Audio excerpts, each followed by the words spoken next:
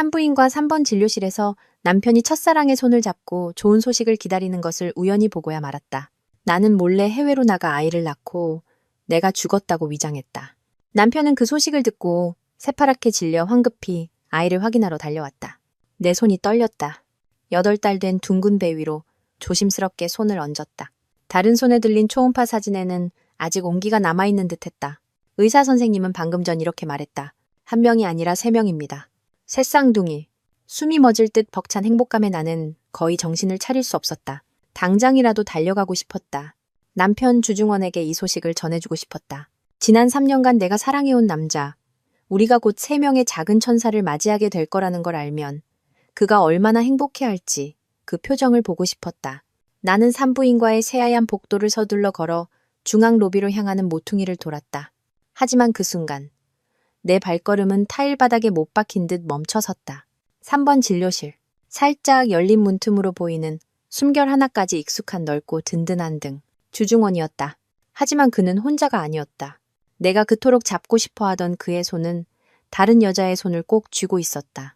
그 여자는 여다경이었다. 그의 지독했던 첫사랑. 3년 전 그를 떠나 유학길에 올랐던 여자. 바로 우리가 결혼 생활을 시작했던 그 시점에 심장이 누군가에게 꽉 졸리는 듯했다. 왜 그들이 여기에 이 산부인과에 있는 걸까? 나는 무의식적으로 숨을 죽이고 귀를 기울였다. 진료실 안에서 의사의 목소리가 선고처럼 차갑고 명료하게 흘러나왔다. 축하드립니다. 임신 6주 차이고 태아는 아주 건강하게 자라고 있습니다. 료추. 내 손에 들린 새쌍둥이 초음파 사진이 순간 돌덩이처럼 무겁게 느껴졌다. 내가 소중히 품고 있던 세계의 심장 박동이 우스워지는 순간이었다. 6주 전, 그때는 주중원이 싱가포르로 급히 출장을 가야 한다고 말했던 시기가 아니었던가. 그의 출장은 바로 여기였구나. 그동안 나에게 보였던 냉담함이 태아에게 영향을 줄까봐 걱정해서가 아니라 이미 다른 걱정거리가 있었기 때문이었구나. 다리에 힘이 풀려 차가운 벽에 기대야만 겨우 설 수 있었다. 병원 복도가 빙글빙글 돌았다. 나는 여다경이 내 남편의 어깨에 힘없이 기대는 것을, 그리고 그의 얼굴에 어린 긴장과 기다림을 보았다. 내가 한 번도 본 적 없는 표정이었다. 떠나야 했다. 단 1초라도 더 이곳에 있다가는 숨을 쉴 수 없을 것 같았다. 나는 배를 꼭 끌어안고 무거운 발걸음을 힘겹게 옮겼다. 내 새 아이들. 아직 세상의 빛을 보기도 전에 저희들의 아버지는 다른 생명을 맞이할 준비를 하고 있었다. 병원 정문을 나서자마자 쨍한 햇살에 눈이 시렸다. 그때 휴대폰이 미친 듯이 울렸다. 시어머니였다. 나는 깊은 숨을 들이마셔 목구멍까지 차오른 울음을 억지로 누르며 전화를 받았다. 강만희 여사님의 날카로운 목소리가 즉시 터져나왔다. 너 또 어디 싸돌아다니는 거니? 애 가진 애가 하루 종일 어딜 그렇게 나다녀. 집에서 남편 밥이나 챙길 것이지. 우리 중원이가 얼마나 바쁜 사람인데 네가 짐이 돼서야 쓰겠니. 나는 입술을 달싹였다. 어머님, 저 방금 산부인과 다녀오는 길이에요. 검사는 무슨 놈의 검사? 그녀는 소리쳤다. 내가 한마디만 하겠는데 너도 좀 눈치가 있어야지. 다경이 귀국한 거 알지? 걔는 예쁘고 능력도 좋잖아. 누구처럼 빌부터 살기만 하는 애랑은 다르지. 사람은 끼리끼리 만나야 하는 거야. 근본도 없는. 그녀는 말을 끝맺지 않았지만 그 목소리에 담긴 경멸은 수천 마디의 모욕보다 더 선명했다. 끼리끼리. 3년 동안 나는 끝내 그녀 아들에게 어울리는 사람이 되지 못했다. 그 뱃속에나 잘 간수해. 그게 네가 가진 유일한 가치니까. 뚜뚜뚜. 시어머니는 전화를 끊어버렸다. 나는 오가는 사람들 속에서 망연자실하게 서 있었다. 눈물이 그렁그렁했다. 내가 가진 유일한 가치. 결국 그들 눈에 나와 내 뱃속의 새 아이는 주씨 가문의 대를 잇기 위한 도구에 불과했다. 어떻게 그 싸늘한 대저택에 돌아왔는지 기억나지 않는다. 나는 불도 켜지 않은 채 넓은 거실 소파에 앉아 있었다. 어둠이 나를 감쌌다. 눈앞에 막막한 미래처럼 그렇게 하염없이 앉아 기다렸다. 자정이 훌쩍 넘어서야 문이 열리는 소리가 들렸다. 주중원이 돌아왔다. 그가 들어서기도 전에 낯설고 역한 단내의 향수 냄새가 코를 찔렀다. 내 냄새가 아니었다. 그가 평소에 쓰던 향수도 아니었다. 여다경의 냄새였다. 그는 불을 켜고 내가 거기 앉아 있는 것을 보고 조금 놀란 듯 했지만 이내 그의 얼굴은 늘 그랬듯 차가운 무표정으로 돌아왔다. 왜 아직 안 자고 있었어? 그는 재킷을 벗어 소파에 아무렇게나 던지며 나를 쳐다보지도 않았다. 검진은 어땠어? 그는 무심하게 물었다. 눈은 여전히 손에 든 태블릿 PC에 고정된 채였다. 의사 선생님이 내 목이 메었다. 소리치고 싶었다. 3번 진료실에 대해 묻고 싶었다. 6주 된 태아에 대해 묻고 싶었다. 이 새쌍둥이 초음파 사진을 그의 얼굴에 던져버리고 싶었다. 하지만 그가 내 말을 끊었다. 나 좀 피곤하네. 그는 관자놀이를 지그시 눌렀다. 당신도 일찍 쉬어. 밤늦게 깨어있으면 애한테 안 좋아. 난 아직 할 일이 남아서. 그렇게 말하고 그는 그대로 위층 서재로 올라가 문을 쾅 닫아버렸다. 애한테 안 좋아. 그가 아직도 아이를 언급하다니 역겨웠다. 일을 하는 걸까? 아니면 그 여자에게 문자를 보내며 달래주느라 바쁜 걸까? 나는 문 뒤로 사라지는 그의 뒷모습을 바라보며 서 있었다. 3년의 결혼 생활. 이 냉담함에는 이미 익숙했다. 하지만 오늘의 냉담함은 배신과 잔인함, 그리고 더러운 맛을 담고 있었다. 다음 날 아침, 나는 퉁퉁 부은 눈으로 일어났다. 가사도우미가 손님이 왔다고 했다. 나는 기운 없이 아래층으로 내려갔다. 시어머니 강만희 여사님이 소파에 거만하게 앉아 있었고 그 옆에는 여다경이 있었다. 시어머니는 다경을 가까이 끌어당기며 즐겁게 웃었다. 우리 다경이가 너 보러 왔잖니. 외국에서 막 돌아와서 피곤할 텐데도 이렇게 서둘러 와주고. 선우야, 가서 다경이 마실 차 좀 내와. 아버님이 저번에 가져오신 최고급 홍삼차 있잖니. 그녀는 마치 여다경이 이 집의 안주인이라도 되는 듯 말했다. 나는 주먹을 꽉 쥐고 평정심을 유지하려 애썼다. 어머님, 제가 임신 중이라 몸을 숙이면 배가 당겨서요. 가사도우미 분께 부탁드릴게요. 강만희 여사님은 나를 쏘아보았다. 차 하나 내오는 것도 못하면서 정말 쓸모없기는. 그녀는 투덜거리며 부엌으로 들어갔다. 거실에는 이제 나와 여다경. 단둘만 남았다. 그녀는 나를 보며 도발적인 미소를 지었다. 아까의 힘없고 피곤한 모습은 온데간데 없고 승리자의 눈빛이 대신 자리하고 있었다. 선우 언니? 그녀가 입을 열었다. 꿀처럼 달콤한 목소리였지만 한 글자 한 글자가 칼날처럼 날카로웠다. 저는 원래 제 것이었던 걸 되찾으러 온 거예요. 내 배 위에 얹힌 손이 떨렸다. 나는 그녀를 보며 최대한 담담한 목소리를 유지하려 했었다. 그게 무슨 뜻이야? 언니는 잘 모르겠는데. 모르시겠다고요? 다경은 비웃었다. 그녀는 일어나 내 주위를 한 바퀴 돌며 내 8달 된 배를 상품처럼 뜯어보았다. 이 아이로 중원 오빠를 묶어둘 수 있을 거라 생각했어요? 제가 알려드릴게요. 그녀는 내 귓가에 바싹 다가와 속삭였다. 중원 오빠가 저한테 말했어요. 언니 뱃속 아이한테는 책임감뿐이라고. 오빠의 사랑, 오빠의 심장, 그 모든 건 전부 제 거래요. 책임감. 그 두 글자가 망치처럼 내 가슴을 내리쳤다. 언니도 자기 위치가 어딘지 잘 아셔야죠. 그녀는 한 걸음 물러서며 환하게 미소 지었다. 바로 그 순간 아랫배에서 격렬한 수축이 밀려왔다. 통증 때문에 소파 팔걸이를 꽉 잡아야 했고 등 뒤로 식은땀이 흘렀다. 숨을 쉴 수 없을 만큼 아팠다. 다경은 내 처참한 몰골을 보고 그저 입꼬리를 올리며 비웃을 뿐이었다. 고작 이 정도로 힘들어하면 어떡해요. 형님, 앞으로 갈 길이 뭔데요? 나는 피가 나도록 입술을 깨물었다. 내 앞에서 의기양양하게 미소 짓는 저 여자를 노려보았다. 통증으로 단단하게 뭉친 배를 내려다보았다. 내 새 아이들, 아직 태어나지도 않았다. 나는 지금 쓰러질 수 없었다. 문이 쾅 닫히고 시어머니와 여다경이 사라진 후에야 나는 비로소 무너져 내렸다. 나는 배를 끌어안았다. 육체적 고통은 심장을 갈기갈기 찢는 고통에 비할 바가 아니었다. 3년, 차가운 남자의 아내로 살아온 3년. 나는 그저 순종적으로 굴면 그에게 아이 하나만 낳아주면 모든 것이 변할 거라고 스스로를 속여왔다. 내 사랑이 그의 얼어붙은 심장을 녹일 만큼 크다고 생각했다. 하지만 내가 틀렸다. 나는 그가 사랑하는 사람이 아니었다. 나는 그저 대를 잇는 도구, 가문을 향한 책임을 완수하기 위한 출산 기계일 뿐이었다. 주중원을 향했던 사랑과 존경심은 이제 뼛속까지 시린 고통과 증오로 변해 있었다. 여다경의 말, 강만희 여사님의 경멸 어린 눈빛, 그 모든 것이 내 안의 모든 환상을 불태우는 불꽃이 되어 제만 남은 자리에는 분노만이 들끓었다. 아니, 이렇게 계속 살 수는 없어. 내 새 아이들, 엄마가 무시당하고? 아빠는 바람 피우는 그런 가정에서 태어날 자격이 없어. 아이들은 더 나은 삶을 누릴 자격이 있고 자신들을 지켜줄 수 있는 강한 엄마를 가질 자격이 있다. 나는 떨리는 손으로 휴대폰을 들어 익숙한 번호를 눌렀다. 수화기 저편은 거의 즉시 전화를 받았다. 따뜻하고 걱정스러운 목소리가 들려왔다. 선우야, 괜찮아? 한지평이었다. 대학 시절부터 나의 가장 친한 친구이자 지금은 법조계에서 이름난 변호사. 그의 목소리를 듣자 내가 억지로 세워 올렸던 견고한 벽이 순식간에 무너져 내렸다. 나는 오열하기 시작했다. 목이 메어 제대로 말을 잇지 못했다. 지평아, 나 더는 못 견디겠어. 지평은 내가 울음 섞인 목소리로 모든 것을 털어놓을 때까지 조용히 들어주었다. 산부인과에서의 광경부터 오늘 아침 시어머니와 여다경이 벌인 연극까지. 내 말이 끝나자 수화기 저편에서는 무거운 한숨 소리만 들려왔다. 나는 그가 이 결혼에 대해 이미 경고했었다는 것을 안다. 3년 전 내가 주중원과 결혼하기로 결심했을 때 유일하게 반대했던 사람이 지평이었다. 나 이혼할 거야. 이제 내 목소리는 냉랭했다. 나약함의 온기는 조금도 남아있지 않았다.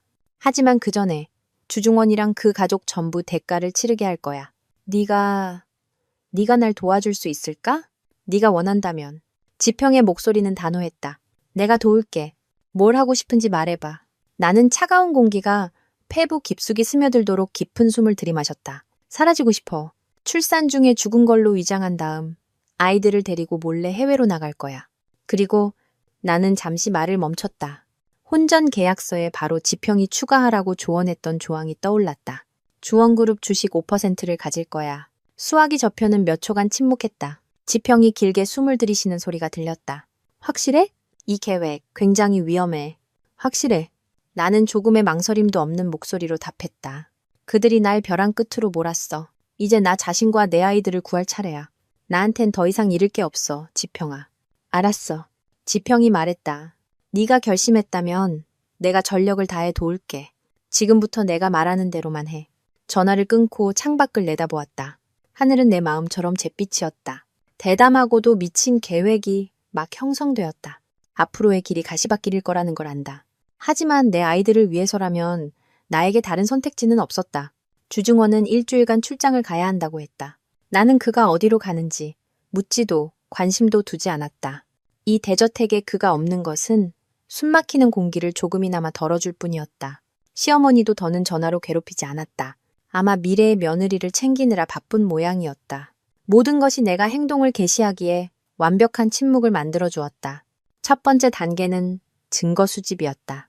나는 다른 휴대폰을 이용해 그동안 강만희 여사님이 퍼부었던 모든 욕설과 폭언 통화를 녹음했다. 그 악랄한 말들은 지평이 필요로 할 서류의 일부가 될 것이었다. 주중원의 서재를 정리하던 중이었다. 평소에는 거의 들어가지 않는 곳이었다. 내 시선은 그의 책상 맨 아래 칸 서랍에 멈췄다. 그 서랍은 항상 잠겨 있었다.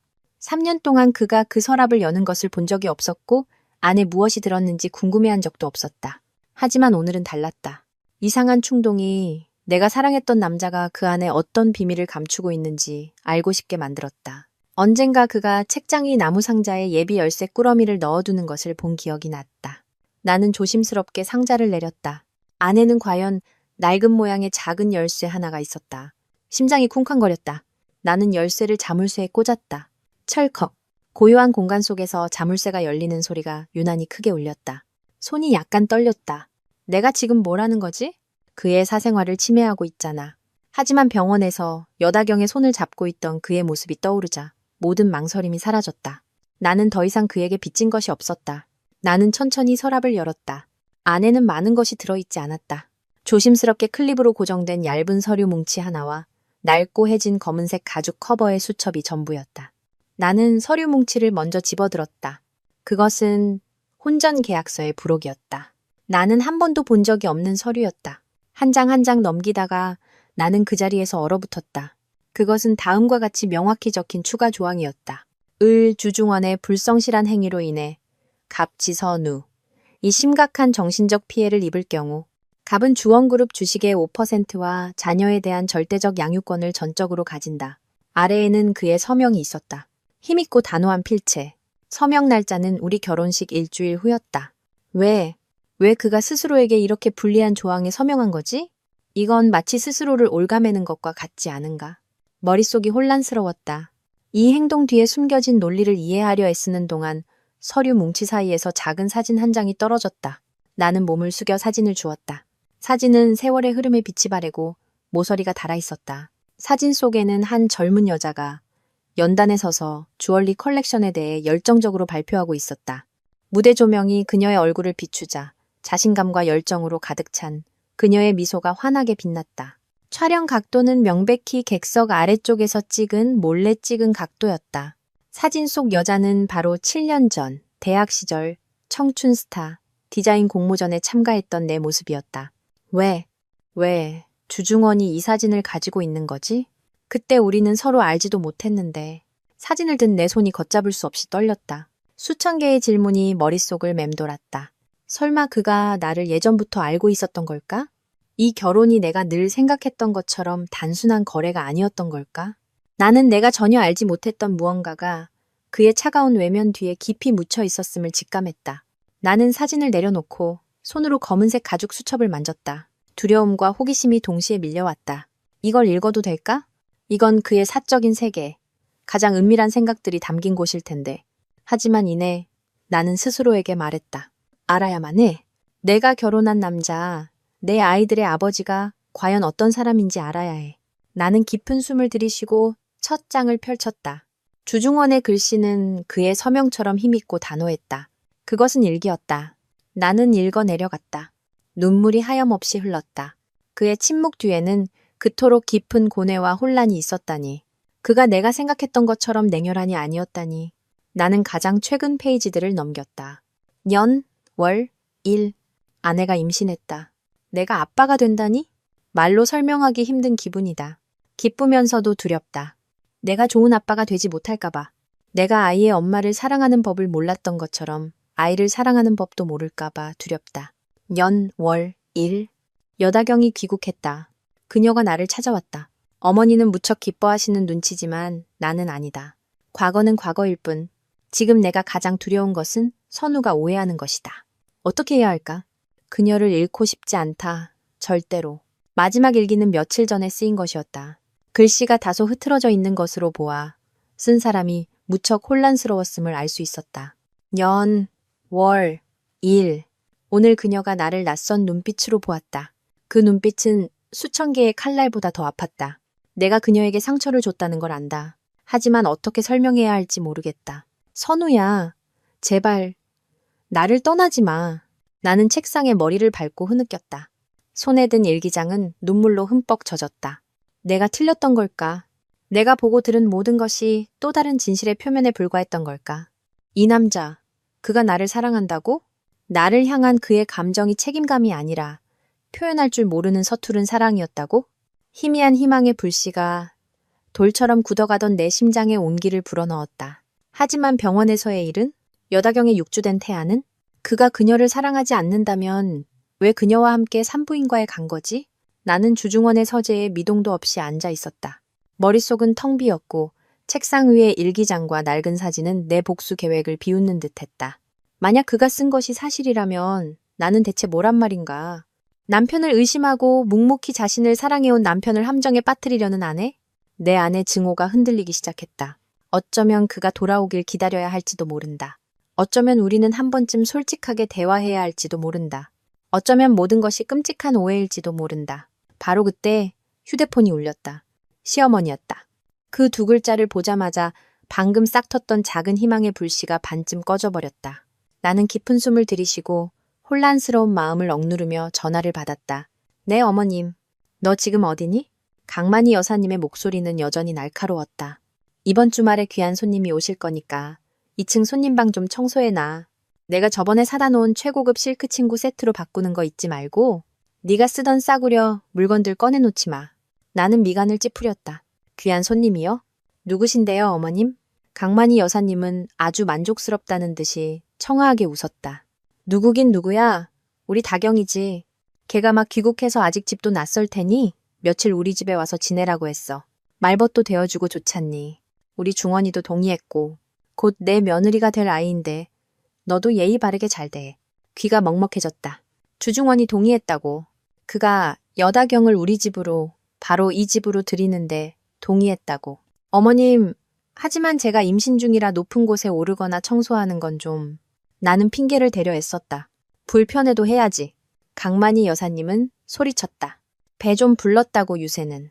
내가 분명히 말하는데 그 뱃속에는 주씨 가문 핏줄이라 중요한 거지. 너 자체는 아무 가치도 없어. 괜히 생색내지 말고 깨끗하게 청소나 해. 다경이가 보고 비웃게 만들지 말고 그녀는 은혜라도 베푸는 듯한 목소리로 덧붙였다. 그리고 이 집도 곧 새 안주인을 맞이할 테니 너도 내 짐이나 슬슬 싸두는 게 좋을 거야. 남들이 내 멱살 잡고 쫓아내기 전에 말이야. 철컥.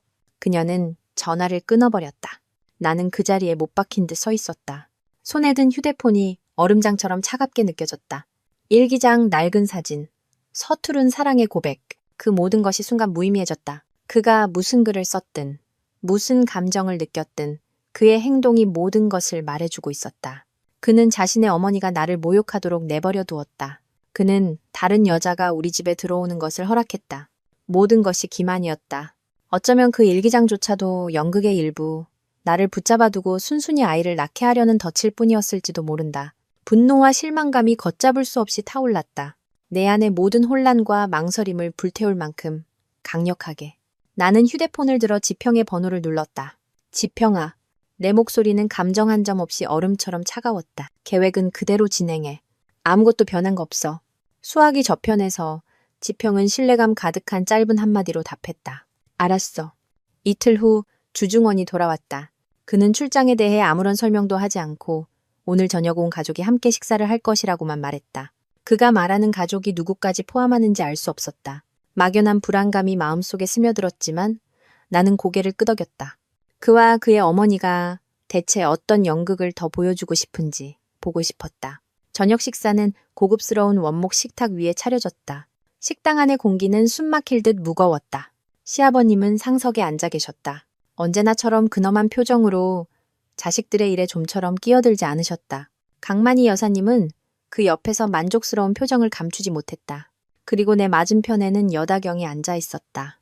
그녀는 비취색 실크 드레스를 입고 옅은 화장을 하여 마치 속세를 떠난 선녀처럼 고고해 보였다. 주중원은 나와 그녀 사이에 조각상처럼 침묵을 지키고 앉아 있었다. 자, 다들 먹자꾸나. 강만희 여사님이 침묵을 깼다. 오늘 다경이가 특별히 주방에 들어가서 장기인 요리 몇 가지를 했단다. 얼굴도 예쁜데 음식 솜씨까지 좋으니 우리 중원이가 복이 많아. 그녀는 말하며 윤기가 흐르는 돼지갈비 한 점을 집어 중원의 그릇에 놓아주었다. 그는 아무 말 없이 작게 고개를 끄덕일 뿐이었다. 식사 내내 강만희 여사님은 다경의 유학 시절 성과에 대해 얼마나 많은 남자들이 그녀를 쫓아다녔지만 오직 중원만을 바라봤는지에 대해 끊임없이 이야기했다. 그녀의 말 한마디 한마디가 바늘이 되어 내 심장을 찔렀다. 나는 그저 조용히 고개를 숙이고 밥을 먹으며 감정이 얼굴에 드러나지 않도록 애썼다. 하지만 이 식사 자리에서 내 존재 자체가 불필요한 것임은 분명했다. 바로 그때 여다경이 붉은 와인잔을 들고 일어섰다. 그녀는 우아하게 미소 지으며 말했다. 아버님, 제가 술 한 잔 더 따라 드릴게요. 내 옆을 지나갈 때 우연인지 고의인지 모르게 그녀의 발이 살짝 꼬였고 찰랑이던 붉은 와인 한 잔이 내가 입고 있던 흰색 실크 원피스 위로 쏟아졌다. 짙은 붉은 액체가 흰 천 위로 번져나가는 모습이 끔찍한 핏자국처럼 보였다. 어머, 죄송해요. 선우 언니. 다경은 소스라치게 놀라며 황급히 휴지로 내 옷을 닦는 척했다. 제가 너무 칠칠치 못했나 봐요. 강만희 여사님이 서둘러 그녀를 감쌌다. 괜찮아, 괜찮아. 낡은 옷인데 뭐 더러워졌으면 버리면 그만이지. 나는 얼어붙었다. 이 원피스는 우리가 결혼한 직후 주중원이 나에게 준 첫 선물이었다. 그와 나 사이에 몇 안 되는 따뜻한 기억 중 하나였다. 나는 이 옷을 무척 아껴왔다. 고개를 들어 다경을 보았다. 찰나의 순간 그녀의 눈에서 의기양양한 빛이 스치는 것을 보았다. 그리고 그녀는 다시 고개를 숙여 미안한 표정을 지었다. 언니, 저한테 화내지 마세요. 이 옷도 좀 낡아서 그런가 봐요. 그냥 버리고 새 거 사세요. 낡은 건 버리는 게 맞잖아요. 그렇죠, 언니? 그 가벼운 한마디가 내 안의 마지막 인내의 끈을 끊어버리는 칼날이 되었다. 낡은 것. 그래, 나도 이 원피스처럼. 그들 눈에는 이미 버려져야 할 낡은 것이었다. 나는 아무 말 없이 자리에서 일어났다. 원피스에 번진 와인 자국은 아랑곳하지 않았다. 나는 주중원을 보았다. 처음부터 끝까지 아내를 위해 단 한마디도 변호해주지 않은 남자. 나를 보는 그의 눈빛에는 무언가 복잡한 감정이 서려 있었지만 그것은 결코 관심이 아니었다. 저 다 먹었습니다. 나는 시아버님께 말했다. 먼저 방에 들어가 쉬겠습니다. 그 끔찍한 저녁 식사 며칠 후 집안의 공기는 더욱 살얼음판 같았다. 나와 주중원은 거의 한마디도 나누지 않았다. 그는 여전히 일찍 나가고 늦게 돌아왔고 나는 시어머니와 마주치지 않기 위해 안태를 핑계로 대부분의 시간을 방에서 보냈다. 나는 아무 일도 없었던 것처럼 행동했지만 내면에서는 계획이 그 어느 때보다 명확하게 형태를 갖추어가고 있었다. 내 침착함이 아마 주중원의 경계심을 늦추게 했을 것이다. 그는 내가 여전히 꾹 참고 견디기만 하는 순종적인 아내라고 생각했을 것이다. 그날 아침 드물게 둘이 함께한 아침 식사 자리에서 주중원이 갑자기 입을 열었다. 마치 평범한 업무 일정을 알리듯 감정 없는 목소리였다. 다음 주에 싱가포르에 좀 다녀와야겠어. 중요한 보석 세미나가 있어서. 나는 빵을 자르던 손을 멈추고 그를 올려다보았다. 네, 출장 잘 다녀오세요. 그는 내 평온함에 약간 놀란 듯했다. 그는 잠시 말을 멈췄다가 나를 똑바로 보지 않고 창밖 정원을 보며 말을 이었다. 여다경 씨도 같이 갈 거야. 그 분야 전문가라서 회사에 도움이 많이 될 거야. 심장이 쿵하고 내려앉았지만 내 얼굴에는 조금의 변화도 없었다. 세미나일까? 아니면 미리 떠나는 신혼여행일까? 나는 속으로 쓴웃음을 지었다. 그는 심지어 더 설득력 있는 핑계를 댈 생각조차 하지 않았다. 그래요. 나는 가볍게 답했다. 그럼 잘 됐네요. 두 분 다 성공적인 출장이 되길 바랄게요. 그렇게 말하고 나는 일어섰다. 저 다 먹었어요. 방에 가서 좀 쉴게요. 나는 그가 내 눈 속의 경멸을 보지 못하도록 등을 돌렸다. 그는 나에게 이보다 더 좋을 수 없는 기회를 주었다. 일주일. 나와 내 아이들이 그의 인생에서 사라지기에. 영원히. 방에 들어서자마자 문을 잠갔다. 비밀 휴대폰을 꺼내 지평에게 짧은 메시지를 보냈다. 다음 주 준비해줘. 답장은 거의 즉시 왔다. 알았어. 모든 준비는 끝났어. 조심해. 나는 메시지를 지우고 창가에 서서 잘 가꿔진 정원을 내려다보았다. 붉은 장미들이 만발해 있었다. 주중원이 나를 닮았다고 했던 꽃. 아름답지만 가시가 많다고. 주중원이 떠나기 전 남은 며칠 동안 나는 무서울 정도로 침착하게 지냈다. 여전히 그의 옷을 챙겨주고 건강 잘 챙기라고 당부하며 마지막 순간까지 완벽한 아내 역할을 해냈다. 내 순종적인 모습에 그는 완전히 안심한 듯했다. 하지만 그가 출근한 시간은 내가 행동하는 시간이었다. 나는 아기용품을 산다는 핑계로 몰래 단골 금은방으로 향했다. 그곳에서 나는 결혼 전에 직접 디자인하고 제작했던 모든 주얼리를 팔았다. 그것은 나의 자산이자 나의 열정이었다. 큰 금액은 아니었지만 약 5,500만 원 정도. 하지만 그것은 오롯이 나의 돈, 나의 자유였다. 그 돈을 손에 쥐니 세모자의 미래를 준 것 같은 기분이 들었다. 오후에는 골목 깊숙한 곳에 숨겨진 작은 카페에서 지평과 비밀리에 만났다. 그는 서류 가방을 들고 왔다. 지평의 얼굴은 다소 피곤해 보였지만 눈빛만은 매우 단호했다. 그가 서류 가방을 내 쪽으로 밀었다. 모든 게 이 안에 있어. 나는 가방을 열었다. 안에는 서류 뭉치가 있었다. 안현이라는 전혀 다른 이름으로 발급된 새 여권, 아버지 칸이 비어있는 새 아이의 출생신고서, 스위스행 비즈니스 클래스 항공권, 그리고 취리히에 위치한 1년치 월세가 선납된 펜트하우스의 열쇠와 임대 계약서. 정말 괜찮겠어, 선우야? 지평이 다시 한번 물었다. 그의 목소리가 낮게 가라앉았다. 한 번 가면 다시는 돌아올 수 없어. 나는 그의 눈을 똑바로 보며 단호하게 고개를 끄덕였다. 나한텐 돌아갈 길이 없어, 지평아. 지평은 한숨을 쉬며 차근차근 당부했다. 아는 분이 운영하는 사설 산부인과에 사람을 심어뒀어. 출산 기미가 보이면 무조건 거기로 가야 해. 그 사람이 모든 걸 처리해 줄 거야. 난산으로 위장한 가짜 기록을 만들고 더 건강한 두 아들은 다른 경로로 먼저 빼돌릴 거야. 의심을 피하기 위해 너는 딸이랑 며칠 더 병원에 머물다가 다른 이름으로 퇴원하게 될 거야. 지선우에 대한 모든 흔적은 깨끗하게 지워질 거고 나는 심장이 쿵쾅거리는 것을 느끼며 들었다. 계획은 너무나 치밀하고 완벽했지만 그만큼 위험했다. 고마워, 지평아. 내 목소리가 메었다. 이 빚을 어떻게 갚아야 할지 모르겠다. 지평은 그저 슬프게 웃었다. 우리 사이에 빚은 없어. 너랑 아이들이 무사하기만 하면 돼. 그날 밤 집에 돌아온 후 나는 짐을 꾸리기 시작했다. 명품 여행 가방이 아닌 작은 더플백 하나였다. 나는 이 집에 속한 어떤 물건도 가져가지 않았다. 신생아 옷 몇 벌, 기저귀 약간, 그리고 내가 직접 뜬 작은 털신 3켤레만 챙겼다. 마지막 털신을 가방에 넣을 때 손이 살짝 떨렸다. 나는 아이들을 미래를 알 수 없는 여정으로 데려가고 있었다. 하지만 엄마만 곁에 있다면 아이들은 괜찮을 거라고 믿었다. 그날 밤 대저택은 침묵에 잠겨 있었다. 주중원은 서재에서 긴 출장 전 남은 업무를 정리하고 있을 것이다. 나는 내 방에서 더플백을 마지막으로 점검했다. 모든 준비는 끝났다. 내일 아침 그의 비행기가 이륙하자마자 나와 내 아이들도 우리만의 여정을 시작할 것이다. 안도감과 불안감이 동시에 나를 감쌌다. 나는 배에 손을 얹고 아이들에게 속삭였다. 아가들아, 곧이야. 우리에게 곧 새로운 삶이 시작될 거야. 바로 그 순간 날카롭고 예리한 통증이 갑자기 아랫배에서부터 밀려왔다. 나는 깜짝 놀라 침대 모서리를 붙잡고 겨우 버텼다. 가진통일 거야. 나는 스스로를 안심시켰다. 의사 선생님이 막달에는 이런 일이 잦을 거라고 했으니까. 하지만 또 다른 통증이 찾아왔다. 더 강하고 더 격렬하게. 그리고 다리 사이로 따뜻한 액체가 흐르는 것이 느껴졌다. 나는 고개를 숙이고는 얼어붙었다. 양수가 터졌다. 안 돼. 이럴 리 없어. 예정일까지는 아직 한 달 가까이 남았는데.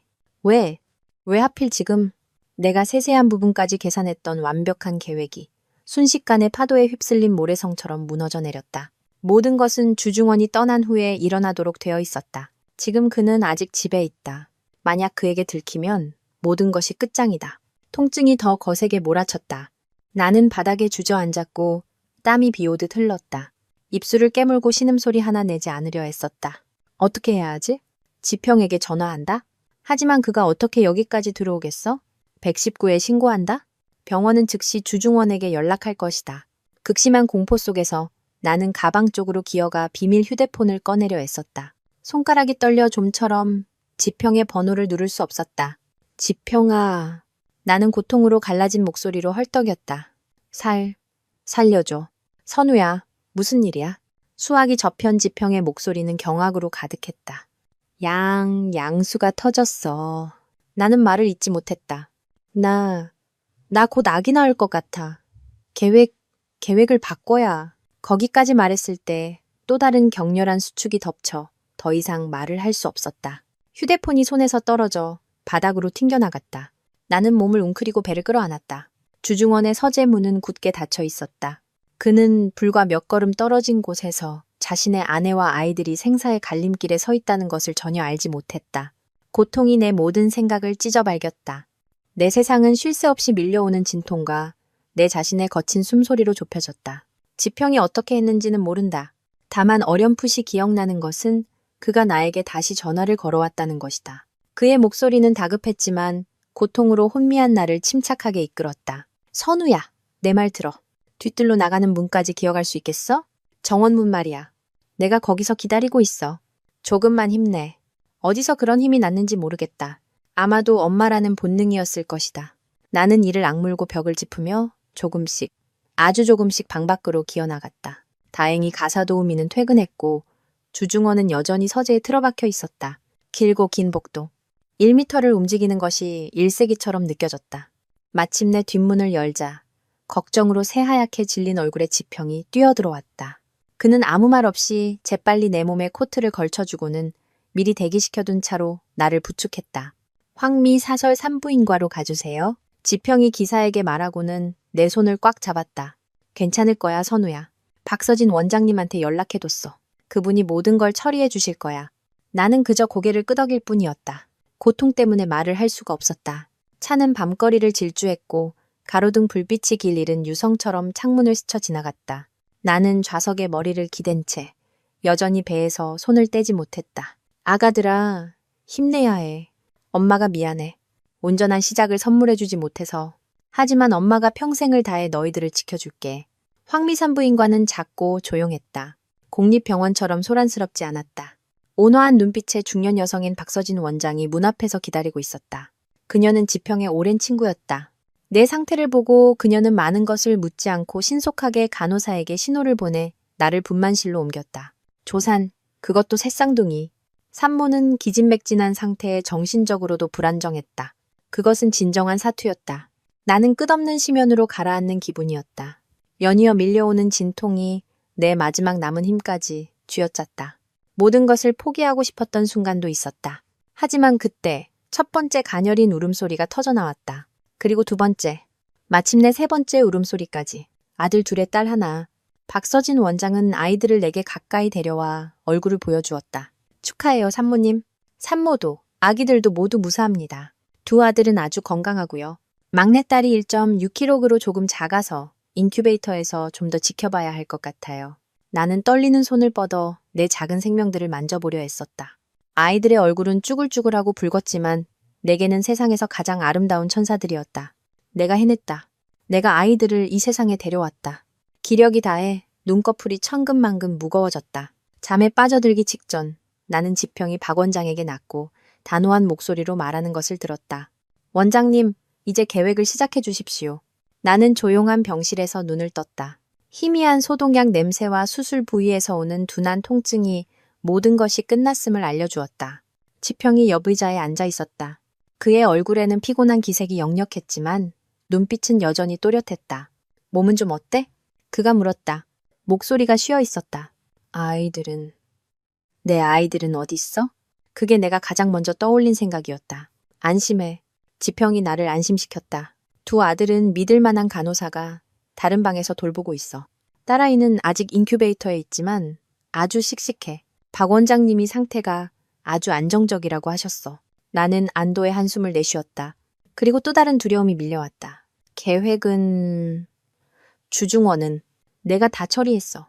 지평의 목소리가 단호해졌다. 어젯밤 시립병원에서 신원 미상의 산모가 의료사고로 사망했어. 박 원장님이 도와주셔서 네 기록이랑 바꿔치기 했어. 공식적인 서류상으로 주원그룹 주중원 회장의 아내 지선우는 산후 과다출혈로 사망한 거야. 미숙아로 태어난 딸도 엄마와 함께 사망했고 나는 망연자실했다. 사망 위장. 그 두 단어가 너무나 낯설고 무겁게 느껴졌다. 내가 정말 이를 이 지경까지 몰고 온 건가. 오늘 아침 지평이 창밖을 보며 말을 이었다. 병원에서 주시댁에 통보 전화를 했어. 영안실에도 사람을 심어뒀고 시신이 온전치 않다는 이유로 멀리서만 보게 될 거야. 아무도 의심하지 못할 거고. 나는 눈을 감았다. 그 소식을 들었을 때의 주중원의 표정이 그려졌다. 그는 고통스러워할까? 아니면 마침내 짐을 덜었다는 듯 안도의 한숨을 내쉴까? 강만희 여사님은 아마 축하 파티라도 열지 모를 일이다. 뜨거운 눈물 한 방울이 관자놀이를 타고 흘러내렸다. 그를 증오했지만 내가 이런 비극적인 연극을 꾸몄다고 생각하니 마음 한구석이 찔리듯 아팠다. 어쩌면 내 일부도 이 연극과 함께 죽어버린 건지도 모른다. 선우야. 지평이 나를 생각의 늪에서 끌어내며 나지막이 불렀다. 모든 건 이제 시작이야. 아이들을 위해서라도 넌 강해져야 해. 나는 눈을 떴다. 지평의 단호한 눈빛을 마주 보았다. 그래, 아이들을 위해서. 나는 서둘러 눈물을 닦았다. 알고 있어. 다음은 어떻게 해야 해? 지금은 쉬어야 해. 며칠 뒤에 네가 걸을 수 있을 만큼 회복되면 여길 떠날 거야. 너희 모자의 모든 서류와 경로는 내가 다 준비해놨어. 나는 직접 목격하지는 못했지만 나중에 지평이 간간히 들려준 이야기를 통해 그날 주중원이 얼마나 미쳐 날뛰었는지 짐작할 수 있었다. 지평은 주시댁의 상황을 계속 주시하도록 사람을 붙여두었고 그곳에서 벌어진 일은 내 예상을 완전히 벗어났다. 병원으로부터의 전화는 주중원과 여다경이 인천공항에서 출국 수속을 밟고 있을 때 걸려왔다. 지평의 사람에 따르면 공항 직원이 긴급 전화를 받으라며 그의 이름을 불렀을 때만 해도 주중원의 얼굴은 얼음장 같았다고 한다. 하지만 불과 몇 초 후 주변 사람들은 그가 멍하니 서 있다가 손에서 휴대폰을 떨어뜨리는 것을 보았다. 여다경이 급히 다가와 그를 부축하려 했지만 그는 그녀를 거칠게 밀어냈다. 그는 한마디 말도 없이 이성을 잃은 사람처럼 공항을 뛰쳐나갔고 짐과 함께 멍하니 서 있는 여다경을 버려두었다. 그는 심지어 자기 차를 찾을 겨를도 없이 택시를 잡아타고 병원 주소를 외쳤다. 주중원이 병원에 들이닥쳤을 때 그는 마치 상처 입은 맹수 같았다고 지평은 말했다. 유명그룹 회장의 평소 침착하고 세련된 모습은 온데간데 없었다. 머리는 헝클어져 있었고 명품 셔츠는 구겨져 있었으며 두 눈은 핏발이 서 시뻘겋게 충혈되어 있었다. 그는 당직 의사의 멱살을 잡고 으르렁거렸다. 내 아내는 어디 있소? 박서진 원장, 당장 그 여자 불러와. 박서진 원장이 미리 준비한 슬픈 표정으로 나타났을 때 그녀는 그저 고개를 저으며 말했다. 유감입니다, 회장님. 사모님께서 과다출혈이 너무 심해서 저희도 최선을 다했습니다. 그럴 리 없어. 주중원은 목이 쉰 소리로 외쳤다. 그 사람은 건강했어. 당신들 거짓말하고 있어. 분명 당신들이 뭔가 잘못한 거야. 내 아이는 어디 있소? 그는 박 원장의 어깨를 거세게 흔들었다. 미숙아로 태어난 따님도 너무 약해서 함께 하늘나라로 갔습니다. 정말 죄송합니다. 그 말은 지평의 말에 따르면 주중원을 완전히 무너뜨린 마지막 일격이었다. 그는 박 원장을 놓고 비틀거리며 몇 걸음 물러서더니 웃기 시작했다. 병원 복도에 광기 어리고 애처로운 웃음소리가 울려 퍼졌다. 그는 손에 닿는 모든 것을 부수기 시작했다. 테이블, 의자, 화병, 진료 기록지, 모든 것이 그의 손의 바닥으로 내동댕이 쳐졌다. 간호사들과 보안 요원들이 달려들어 말렸지만 아무도 그의 분노를 막을 수 없었다. 내 아내는 어디 있어? 내 아이는 어디 있냐고. 그는 넋이 나간 사람처럼 그 질문만 되풀이했다. 나는 병상에 앉아 지평의 이야기를 들으며 마음이 복잡했다. 나는 그가 고통받기를 바랐다. 하지만 이 정도의 광기는 오히려 내 마음을 이상하게 아프게 했다. 지평이 말하는 그 남자가 정말 주중원이란 말인가? 감정을 좀처럼 드러내지 않던 그 차가운 남자가 나와 아이 때문에 이토록 무너져 내릴 수 있단 말인가? 아니면 이 또한 그의 또 다른 연극, 세상 사람들의 눈을 속이고 책임감 있는 남편이자 아버지인 척하려는 연극일 뿐일까? 나는 몰랐다. 그리고 더 이상 알고 싶지도 않았다. 내가 선택한 길은 되돌릴 수 없었다. 그가 지금 겪는 고통이 진짜든 가짜든 내가 겪어야 했던 고통에 비할 바는 아니었다. 이틀 후 주씨 가문이 나와 내 딸의 장례 준비로 분주할 때 내가 떠나야 할 시간이 되었다. 내 건강은 꽤 호전되었고 수술 부위의 통증도 많이 가라앉았다. 아직 느리긴 했지만 걸을 수 있었다. 그날 밤 하늘의 구멍이라도 뚫린 듯 비가 쏟아졌다. 비는 도시 전체를 씻어내리는 듯 이 땅에 남은 나의 모든 흔적을 지우려는 듯 했다. 지평이 낡은 옷과 헐렁한 모자 달린 코트, 도수 없는 안경, 그리고 가발을 가지고 왔다. 이거 입어. 그가 말했다. 직원용 뒷문으로 나갈 거야. 나는 거울에 비친 내 모습을 보았다. 그 안의 여자는 너무나 낯설었다. 창백하고 지친 얼굴, 촌스러운 단발머리, 얼굴의 반을 가리는 커다란 안경. 지선우는 정말로 죽었다. 이제 안현만이 도망치는 싱글맘 안현만이 남았다. 떠나기 전 나는 두 아들을 마지막으로 만날 수 있었다. 친절한 간호사가 아이들을 데려왔다. 주중원을 꼭 닮은 잠든 두 얼굴을 보니 가슴이 미어졌다. 나는 아직 아이들을 실컷 안아보지도 첫 젖을 물려주지도 못했다. 미안해, 아가들아. 나는 아이들의 여린 이마에 입을 맞추며 속삭였다. 착하게 있어야 해. 엄마가 약속할게. 우리 금방 다시 만날 거야. 눈물이 또다시 흘렀지만 이번에는 소리내어 울지 않았다. 간호사가 두 아기를 먼저 데리고 나갔다. 아이들은 교회의 안전한 곳으로 옮겨져 나를 기다릴 것이다. 지평이 나를 부축해 비상계단을 통해 나갔다. 복도는 어둡고 축축했다. 우리는 싸늘한 영안실 구역을 지나 시동이 걸린 낡은 차가 기다리고 있는 뒷문으로 나갔다. 차는 나를 도시 외곽의 낡은 아파트로 데려다 주었다. 아파트는 작고 가구도 허름했지만 깨끗하고 은밀했다. 내 막내딸 주지아는 이미 이곳으로 옮겨져 있었다. 지평이 고용한 믿을 만한 베이비시터가 아이를 돌보고 있었다. 여기가 당분간 너희 모자가 지낼 곳이야. 지평이 열쇠 꾸러미를 건네며 말했다. 필요한 물건들은 대충 준비해뒀어. 너랑 아기랑 며칠 여기서 지내면서 아기가 좀 더 건강해지면 공항으로 데려다 줄게. 지평은 오래 머물지 않았다. 그는 나의 죽음에 슬퍼하는 절친한 친구 역할을 마저 해내기 위해 돌아가야 했다. 문이 닫히고 방 안은 창밖의 빗소리와 요람 속 지안이의 희미한 숨소리만이 남은 채 정적에 잠겼다. 나는 요람으로 다가가 몸을 숙여 내 작은 딸을 보았다. 아이는 너무나 작고 연약했다. 나는 조심스럽게 아이를 품에 안았다.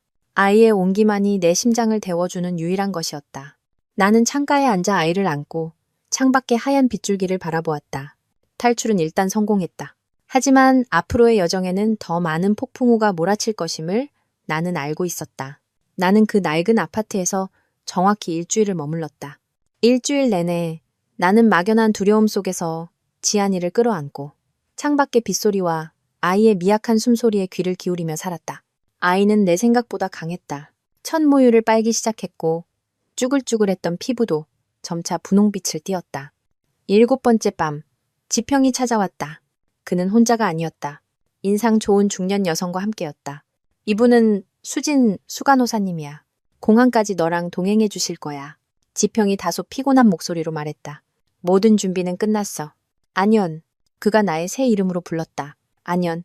평안한 삶에 대한 희망을 담은 참 예쁜 이름이었다. 그가 내게 서류 뭉치를 건넸다. 모든 건 깨끗하게 정리됐어. 지선우는 그는 잠시 말을 멈췄다. 그 이름이 목에 걸리는 듯했다. 어제 화장됐어.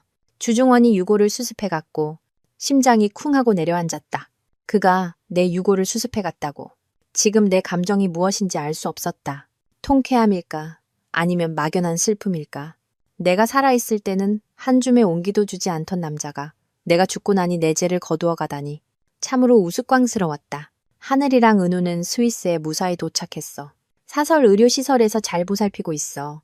엄마랑 동생을 기다리고 있을 거야. 지평이 말을 이어 나를 현실로 끌어당겼다. 나는 고개를 끄덕이고 따뜻한 담요로 지안이를 조심스럽게 감쌌다. 지평이 가져다준 옷을 입고 가발을 쓰고 커다란 뿔테에 안경을 썼다. 거울에 비친 내 모습은 더 이상 내가 아니었다. 우리는 동이틀 무렵 공항으로 향했다. 도시는 아직 잠에서 깨지 않은 채 옅은 안개에 잠겨 있었다. 우리는 우선 검색대를 통과했고 모든 절차는 놀라울 정도로 신속하게 진행되었다. 지평이 얼마나 애썼을지 짐작이 갔다. 그 과정 내내 심장이 터질 것처럼 뛰었다. 누군가 내 이름을 부를까봐, 저 문이 열리고 주중원이 나타날까봐 두려웠다. 지평은 탑승구 앞까지 나를 배웅했다. 선우야. 그가 무심코 내 진짜 이름을 불렀다가 황급히 고쳤다. 안연. 도착하면 네 사람이 마중 나와 있을 거야. 주얼리 판도는 전부 넷의 계좌로 이체해뒀어. 잘 살아.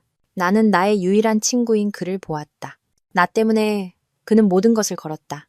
지평아, 이 빚은 빚 같은 거 없어. 그가 내 말을 끊었다.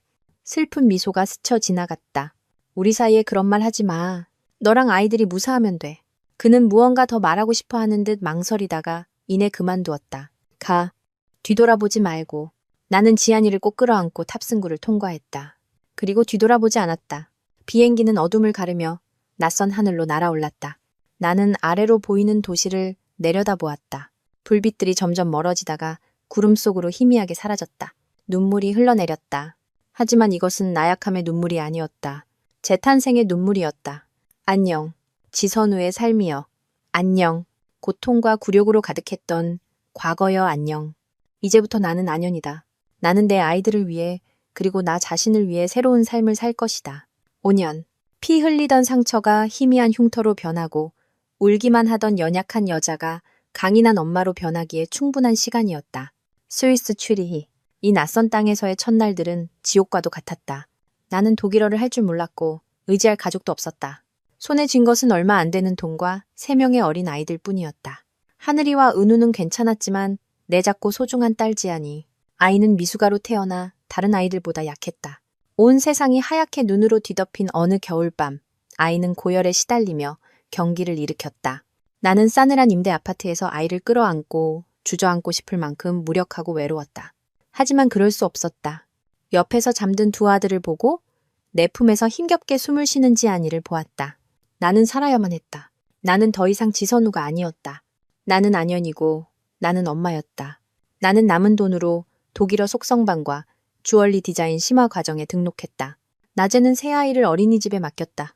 나는 스펀지처럼 미친 듯이 공부에 매달려 모든 지식을 빨아들이려 했었다. 밤에는 집에서 주얼리 제작 부업을 하며 아이들이 잠든 후 새벽까지 일했다.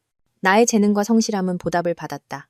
작은 소품들부터 시작해 점차 큰 주문을 받기 시작했다. 나는 서서히 나만의 브랜드, 안연 주얼리, 앤 이연 주얼리를 구축해 나갔다. 5년 후 나는 더 이상 비좁은 임대 아파트에 살지 않았다.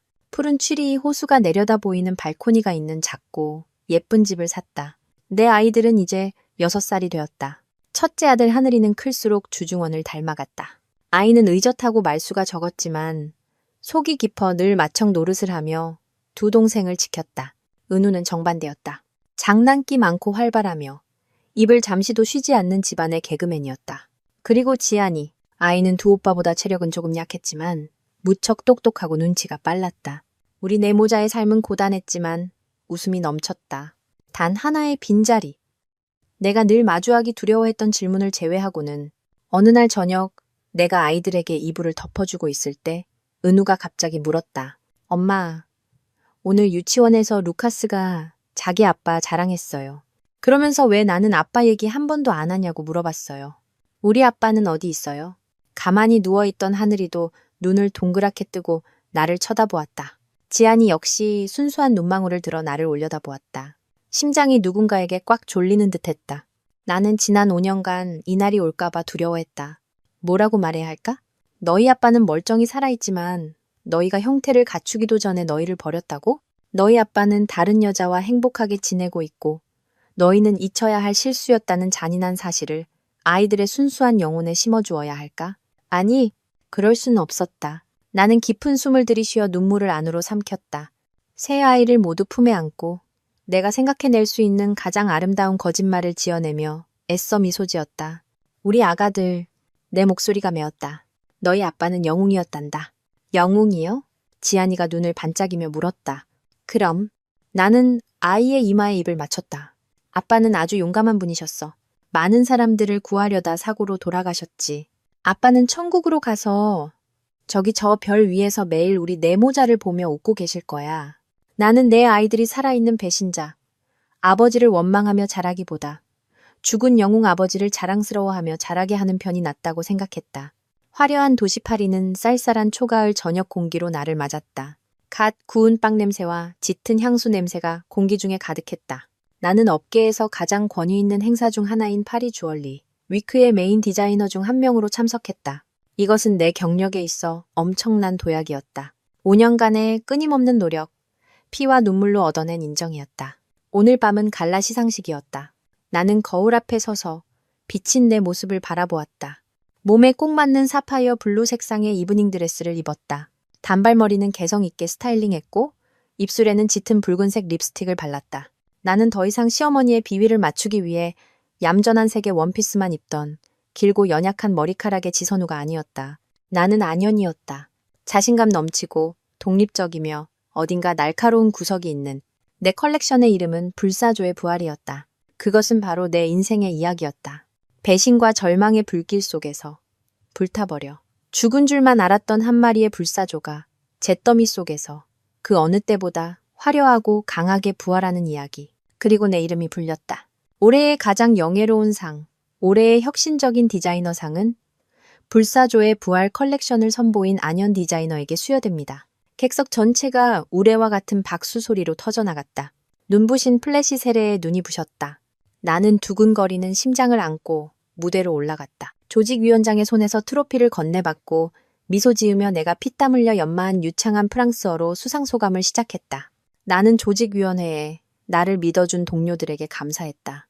그리고 마지막으로 나는 카메라 렌즈를 똑바로 응시하며 감정이 벅차오르는 목소리로 말했다. 그리고 이 상을 저의 삶의 이유인 세 사람에게 바치고 싶습니다. 취리히에서 저를 기다리고 있을 제 작은 천사들, 하늘, 은우, 그리고 지안이에게. 너희들이 엄마를 이 잿더미 속에서 다시 태어날 수 있는 힘을 주었단다. 시상식 후 축하 파티에서 많은 사람들이 다가와 악수를 청하고 명함을 교환했다.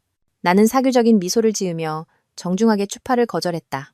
나는 거대한 유리창 옆에 홀로 서서 반짝이는 에펠탑의 불빛을 바라보며 샴페인 잔을 들고 있었다. 아이들에게 트로피 사진을 보내고 막 문자를 확인하던 참이었다. 문득 시선이 느껴졌다. 익숙하고 차가우면서도 등 뒤를 꿰뚫을 듯 타오르는 불꽃 같은 시선. 그 눈빛. 5년이 지났어도 아무리 묻어버리려 애썼어도 잊을 수 없는 눈빛이었다. 심장이 멎는 듯 했고 가슴이 답답해졌다. 아니, 그럴 리 없어. 분명 착각일 거야. 나는 침착하려 했으며 그저 우연일 거라고 스스로를 다독였다. 여긴 파리인데 그가 어떻게 여기에 있을 수 있겠어? 하지만 그 시선은 여전히 나에게 고정된 채 한치도 움직이지 않았다. 파티장의 소음이 멀어지고 내 심장 소리만 귓가에 요란하게 울렸다. 나는 천천히, 아주 천천히 몸을 돌렸다. 지구는 생각보다 좁았다. 나에게서 그리 멀지 않은 구석진 곳에 그가 조용히 서 있었다. 주중원, 5년. 시간은 그의 각진 얼굴 눈가에 몇 줄의 주름을 새겨놓았고 그를 더욱 냉정하고 우수의 찬 모습으로 만들어 놓았다. 그는 전보다 말라 보였고 최고급 블랙 슈트는 그의 몸 위에서 헐렁해 보였다. 그 역시 와인잔을 들고 있었지만 눈은 잔이 아닌 나를 뚫어져라 보고 있었다. 내 눈이 마주친 순간 시간은 멈추었고 내 주변의 모든 세계가 무너져 내렸다. 지난 5년간 내가 억지로 묻어두었던 고통, 증오, 두려움이 한꺼번에 솟아올라 가슴을 갈기갈기 찢었다. 그가 나를 알아봤다. 주중원은 입꼬리를 살짝 올렸다. 그 의미를 알 수 없는 미소였다. 그는 테이블에 와인잔을 내려놓고 나를 향해 걸어오기 시작했다.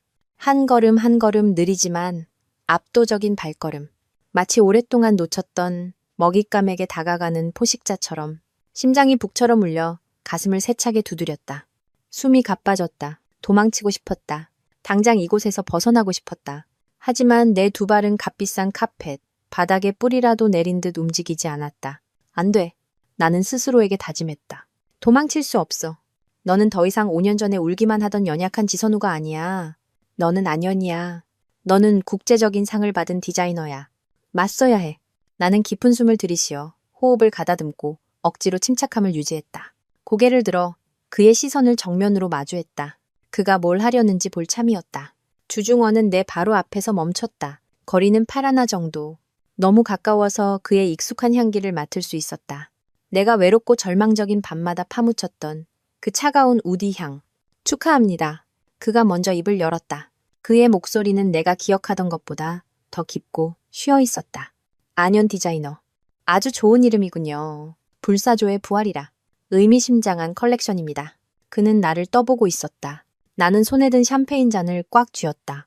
손톱이 손바닥을 파고들었지만 입가에는 지난 5년간 연습해온 완벽한 사교적인 미소를 띄었다. 감사합니다. 실례지만 누구신지. 나는 모르는 척했다. 그의 반응을 보고 싶었다. 실망의 빛이 그의 눈동자를 스쳐 지나갔지만 그것은 찰나였고 이내 늘 그랬듯 차가운 표정에 가려졌다. 그가 손을 내밀었다. 길고 힘있는 손이었다. 주중원입니다. 주원그룹 회장입니다. 만나서 반갑습니다. 나는 악수하지 않고 가볍게 고개를 끄덕일 뿐이었다. 반갑습니다. 주 회장님. 칭찬 감사드립니다. 그럼 이만 실례하겠습니다. 친구가 기다려서요. 나는 그를 비켜 떠나려 몸을 돌렸다.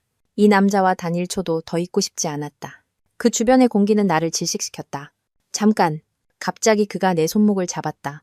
그의 손바닥에서 전해지는 온기가 옷감을 뚫고 전류처럼 흘러 나를 떨리게 했다. 나는 거칠게 손을 뿌리쳤다.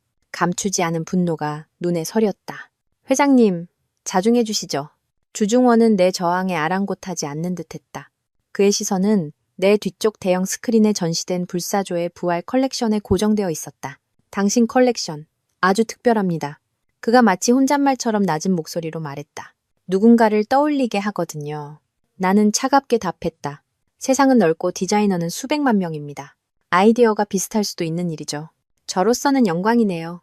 아니, 그는 다시 나를 돌아보았다. 그의 시선은 칼날처럼 날카로워 내 심장을 꿰뚫을 듯했다. 아이디어는 비슷할 수 있어도 디자인의 영혼은 그럴 수 없죠. 비치를 다루는 선 처리 방식, 화이트 골드와 스톤을 조합하는 방식, 너무나 똑같습니다. 내가 알던 어떤 사람의 스타일과 가슴이 돌덩이에 짓눌리는 듯했다. 나는 최대한 평온한 목소리를 유지하려 했었다. 그게 무슨 말씀이시죠? 제가 표절이라도 했다는 말씀이십니까? 표절? 주중원이 비웃었다. 냉소적인 미소였다. 아니, 그녀는 당신이 표절할 기회조차 없었으니까. 왜냐하면 그는 한 걸음 더 다가섰다. 그의 목소리는 주변의 음악 소리와 잔 부딪히는 소리 사이로 우리 둘에게만 들릴 만큼 낮아졌다. 죽었으니까. 그는 눈도 깜빡이지 않고 나를 보았다. 그녀의 이름은 지선우였습니다. 내 아내였죠. 내가 5년에 걸쳐 쌓아 올린 방어벽이 그의 말 한마디에 무너져 내릴 것 같았다. 내 아내. 그 두 단어가 얼마나 비꼬는 듯하고 씁쓸하게 들리는지 나는 언젠가 그가 나를 따뜻하고 사랑스러운 목소리로 그렇게 불러주기를 갈망했었다. 지금처럼 차가운 신문의 목소리가 아니라 나는 비웃었다. 메마른 웃음소리였다. 당신의 아내라고요? 주 회장님, 뭔가 착각하신 것 아닙니까? 당신의 아내 지선우 씨는 5년 전에 돌아가셨잖습니까? 산후출혈로 그녀의 불쌍한 딸과 함께. 설마 직접 잊으신 건 아니겠죠? 나는 내가 꾸며낸 비극을 이용해 그의 심장을 다시 찌르려는 듯 한 글자 한 글자에 힘을 주어 말했다. 주중원의 안색이 순간 창백해졌다. 그는 나를 보았다. 그 차가운 눈빛 속에서 나는 그가 미처 감추지 못한 찰나의 고통과 상처를 보았다. 당신, 그는 말을 더듬었다. 무슨 말을 해야 할지 모르는 듯했다. 저는 당신이 찾는 사람이 아닙니다. 나는 얼음장 같은 목소리로 말을 이었다. 저는 안연입니다. 주얼리 디자이너죠.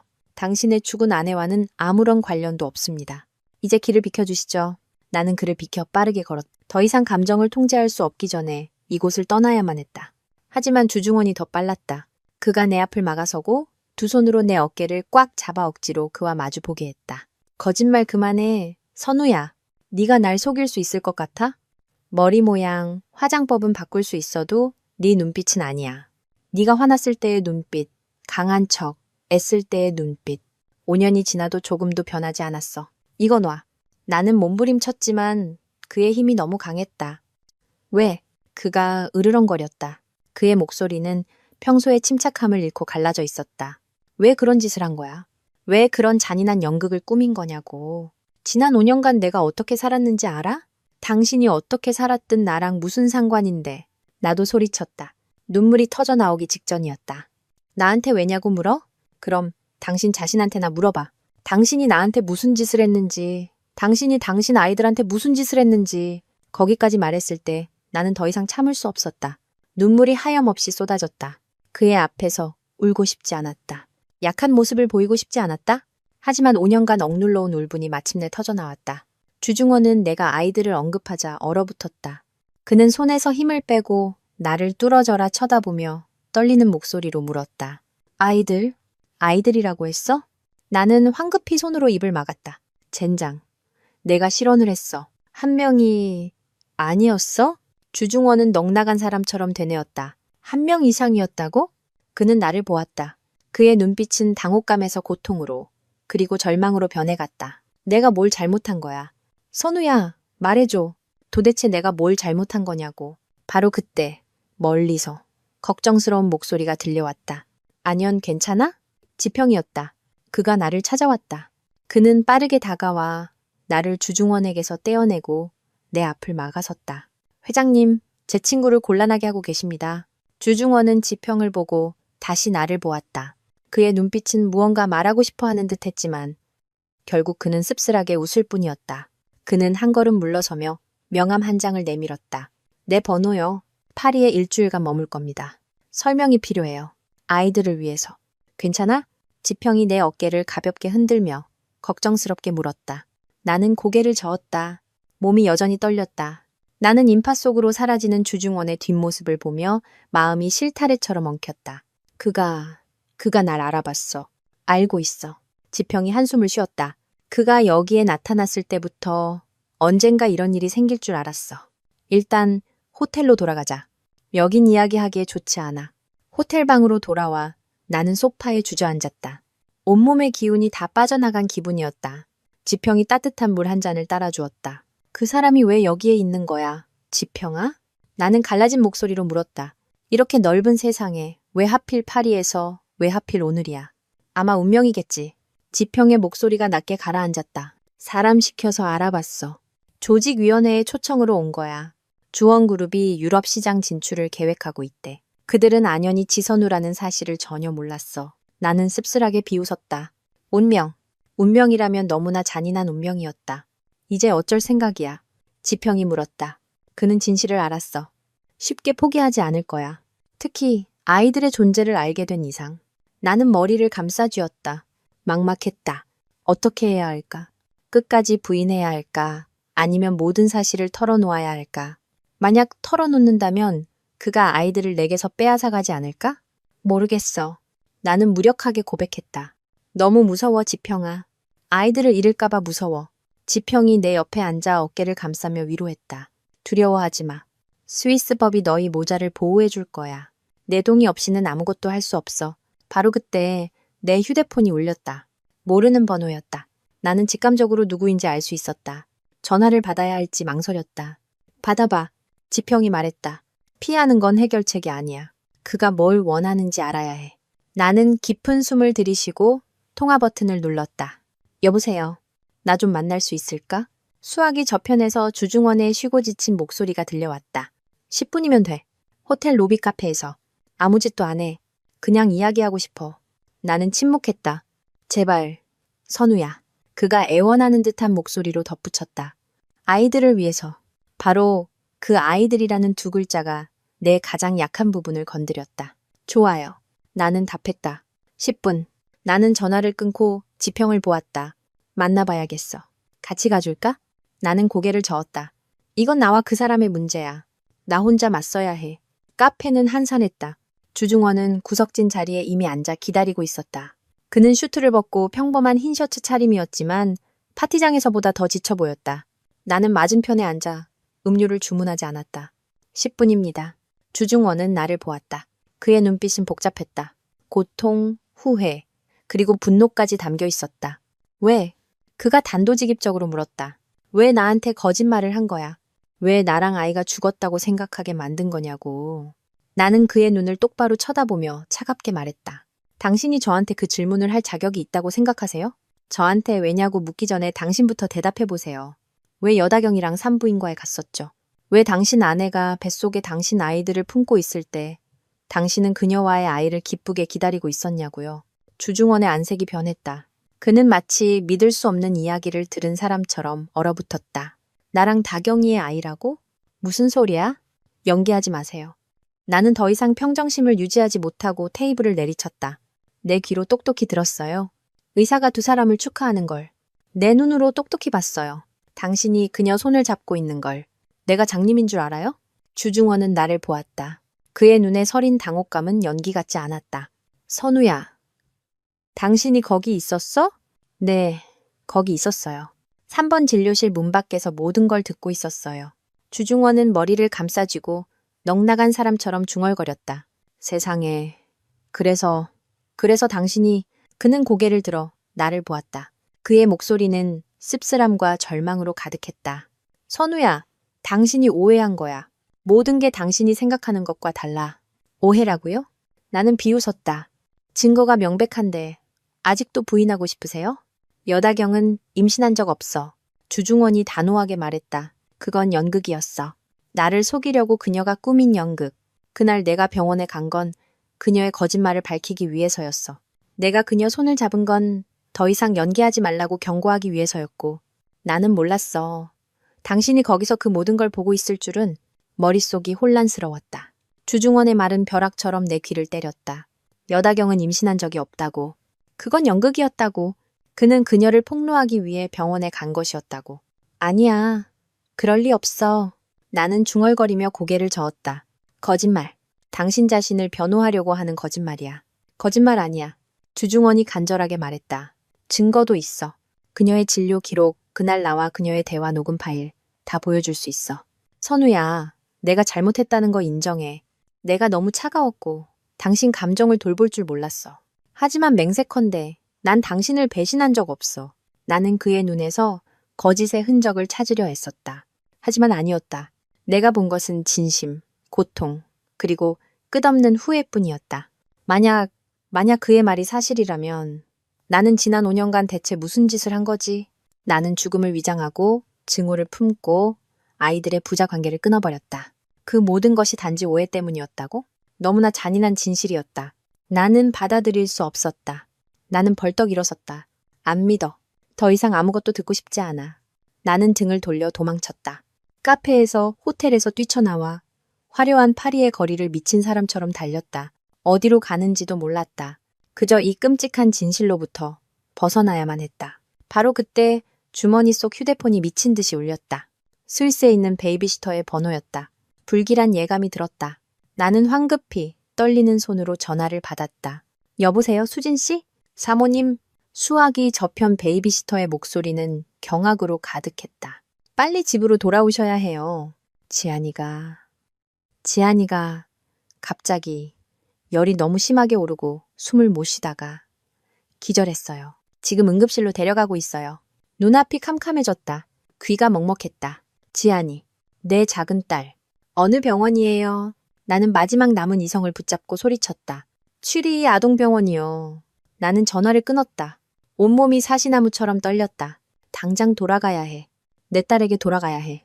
나는 황급히 호텔로 되돌아갔다. 지평이 내 몰골을 보고 경악했다. 선우야, 무슨 일이야? 지안이가 응급실에 실려갔대. 당장 스위스로 돌아가야겠어. 지평은 더 묻지 않았다. 그는 그저 말했다. 알았어. 가장 빠른 비행편으로 예약할게. 나는 황급히 짐을 챙겼다. 손발이 허둥댔고 머릿속은 텅 비었다. 주중원, 진실, 그 모든 것은 이제 더 이상 중요하지 않았다. 유일하게 중요한 것은 내 딸이 무사해야 한다는 것이었다. 파리에서 취리히로 가는 비행은 영원처럼 느껴졌다. 나는 비행기 안에서 마음을 졸이며 앉아 있었다. 제발 내 딸을 지켜달라고 하늘에 빌고 또 빌었다.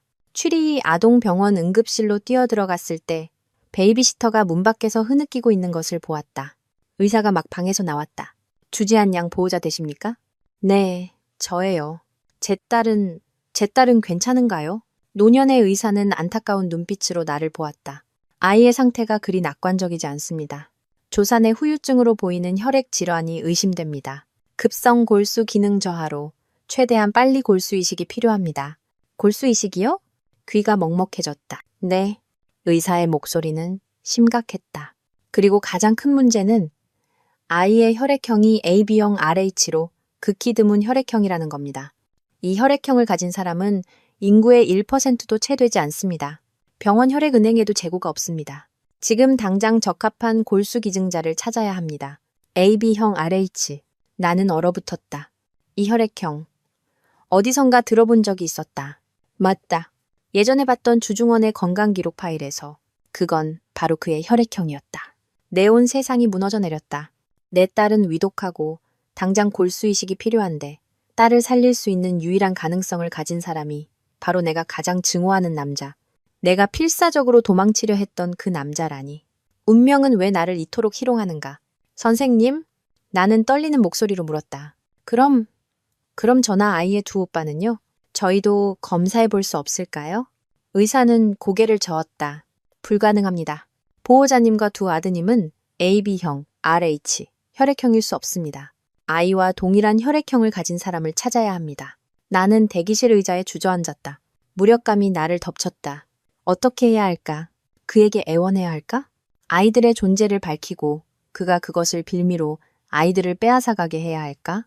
아니, 그럴 수 없어. 나는 거의 울먹이며 지평에게 전화를 걸어 모든 것을 털어놓았다. 수화기 저편의 지평도 말을 잃었다. 선우야, 할 말이 없네. 이건 지평아. 나 좀 도와줄 수 있을까? 나는 애원했다. 내 인맥을 동원해서 국제골수은행을 뒤져봐 줄 수 있어? 분명 맞는 사람이 있을 거야. 알았어, 해볼게. 지평이 답했다. 희망이 희박하다는 것을 알면서도. 하지만 선우야, 지안이의 목숨이 가장 중요해. 만약 다른 방법이 없다면 어쩌면 너는... 아니, 나는 그의 말을 끊었다. 그 사람한테 애원하지 않을 거야. 절대로. 그 후 이틀은 내 인생에서 가장 긴 시간이었다. 지안이는 여전히 중환자실에 누워 있었다. 아이의 생명은 기계에 의존하고 있었다. 지평은 모든 인맥을 동원했지만 들려오는 소식은 절망적이었다. 지안이의 혈액형은 너무나 희귀해서 단기간에 적합한 기증자를 찾는 것은 거의 불가능에 가까웠다. 나는 병실 밖에서 두꺼운 유리창 너머로 딸을 바라보며 심장이 찢어지는 듯한 고통을 느꼈다. 나는 무력했다. 태어나서 처음으로 내가 이토록 쓸모없게 느껴졌다. 나는 맨손으로 사업을 일으킬 수 있었고 혼자서 새 아이를 키울 수 있었지만 내 딸의 목숨은 구할 수 없었다. 사흘째 되던 날 오후, 내가 거의 절망에 빠져 있을 때 복도 끝에서 갑자기 키가 큰 그림자가 나타났다. 심장이 멎는 듯했다. 주중원이었다. 그가 여기까지 찾아왔다. 그는 검은색 롱코트를 입고 있었고 얼굴은 수척했으며 수염이 거뭇거뭇하게 자라 파리에서보다 훨씬 초췌해 보였다. 그가 나를 찾아냈다. 그가 모든 것을 알게 되었다. 그는 나를 향해 빠르게 걸어왔다. 그의 시선은 지안이의 병실에 고정되어 있었다. 그는 나를 보지도 말 한마디 걸지도 않았다. 그저 유리창 너머로 자신의 딸을 바라보며 서 있을 뿐이었다. 두 손은 주먹을 꽉 쥐고 있었다. 한참 후에야 그는 나를 돌아보았다. 그의 눈은 핏발이 서 있었고 고통과 자책으로 가득했다. 왜 나한테 말하지 않았어? 나는 대답하지 않고 고개를 돌렸다. 그는 더 이상 묻지 않았다. 그는 곧장 의사 사무실로 향했다. 잠시 후 노년의 의사가 그와 함께 나왔다. 안현 씨, 의사가 다소 놀란 목소리로 나를 불렀다. 여기 주 회장님께서 아이와 혈액형이 같다고 하시는군요. 지금 바로 검사를 진행하겠습니다. 주중원은 거기에 서서 셔츠 소매를 걷어올려 단단한 팔뚝을 드러냈다. 그는 나를 보지 않고 그저 의사에게 쉬고 단호한 목소리로 말했다. 선생님, 결과가 어떻든 상관없습니다. 아이만 살릴 수 있다면 제 골수를 가져가십시오. 얼마든지, 조건 없이. 검사 결과는 그날 오후 바로 나왔다. 완벽하게 일치했다. 의사는 기적이라고 했다. 가족 간에도 이렇게 완벽하게 일치하는 경우는 드물다고. 나는 그 말을 들으며 마음이 복잡했다. 이 기적이 내가 세상에서 가장 빚지고 싶지 않은 남자에게서 왔다니. 수술은 다음 날로 잡혔다. 그날 밤 병원 복도는 길고 고요했다.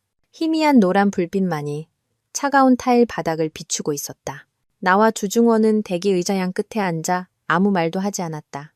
우리 사이의 거리는 불과 몇 미터였지만 하늘과 땅처럼 멀게 느껴졌다. 나는 그가 무슨 생각을 하는지 알 수 없었다. 내 머릿속은 온통 연약한 지안이의 모습뿐이었다. 한참 후에야 주중원이 숨막히는 침묵을 깨고 쉬어버린 목소리로 입을 열었다. 미안해.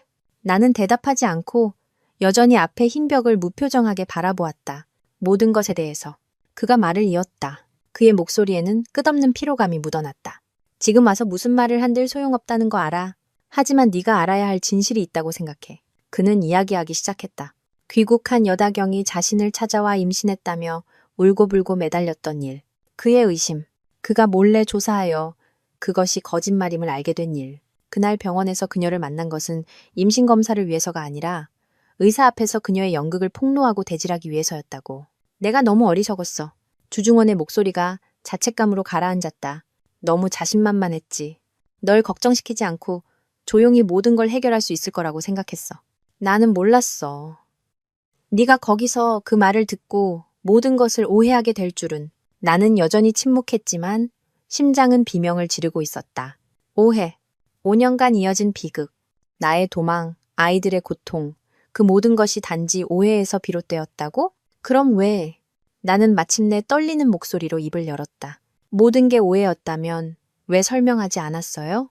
왜 내가 떠나도록 내버려뒀죠? 왜 내가 죽었다고 생각하게 내버려뒀냐고요? 주중원은 씁쓸하고 절망적인 미소를 지었다.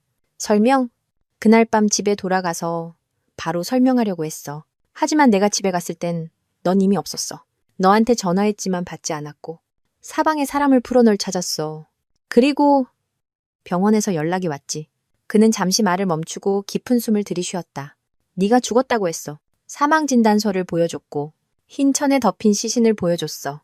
모든 사람이 네가 죽었다고 말했어. 선우야, 그때 내 심정이 어땠을지 상상이가? 내 온 세상이 무너져 내렸어. 난 믿었어. 내가 너와 아이를 영원히 잃었다고. 정말로 믿었어. 눈물이 흐르기 시작했다. 울고 싶지 않았지만 참을 수가 없었다. 이 남자, 그가 지난 5년간 자신의 아내와 아이가 죽었다는 죄책감 속에서 살아왔다고? 그럼 일기장은요? 나는 무심코 물었다. 낡은 사진도요. 그건 진심이었어요? 주중원이 고개를 들었다. 그의 눈에는 놀라움이 가득했다. 당신 그걸 읽었어? 나는 고개를 끄덕였다. 그는 더 이상 아무 말도 하지 않고 그저 나를 바라보았다.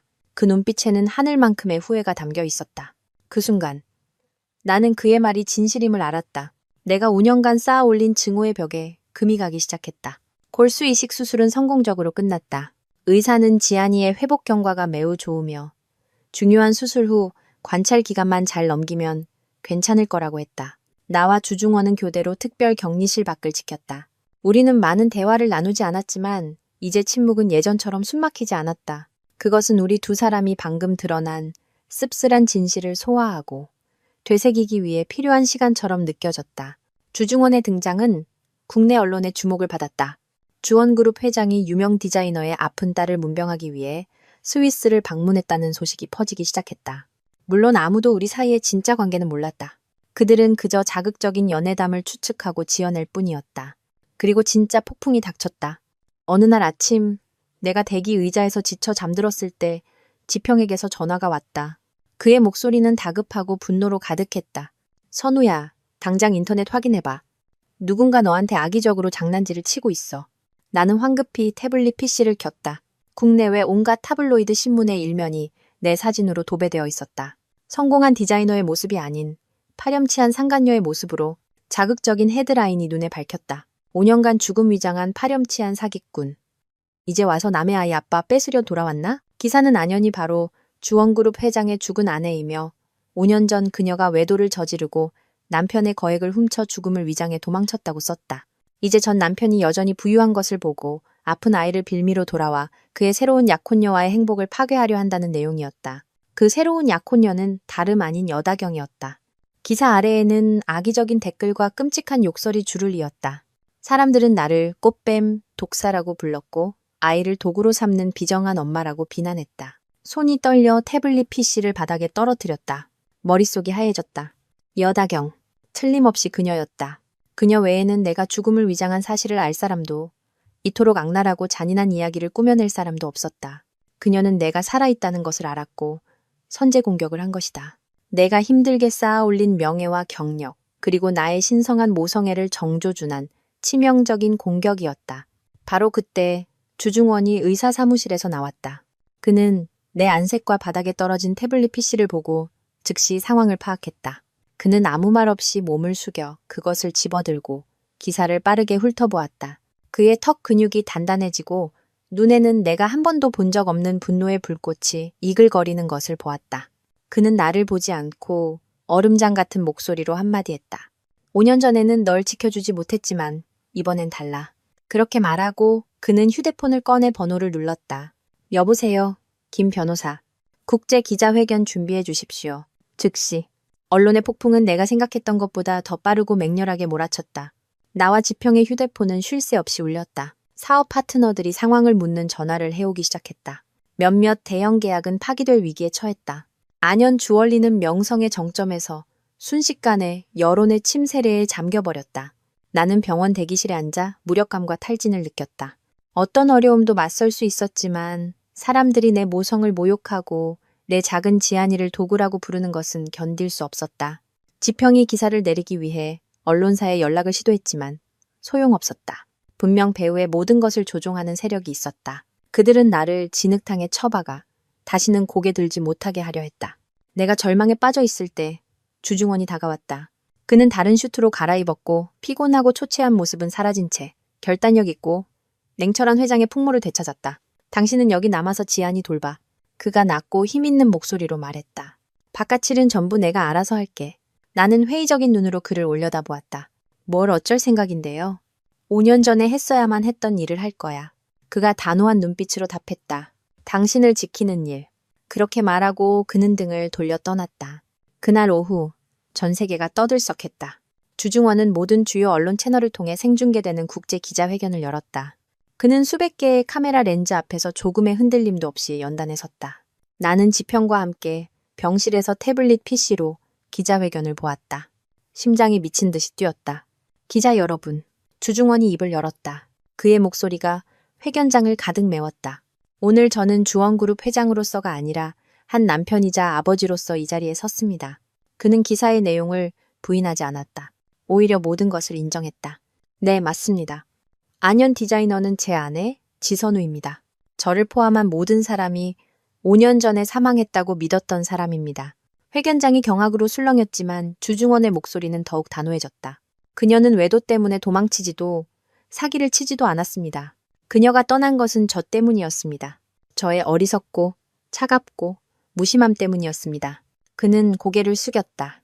5년 전 저는 끔찍한 남편이었습니다.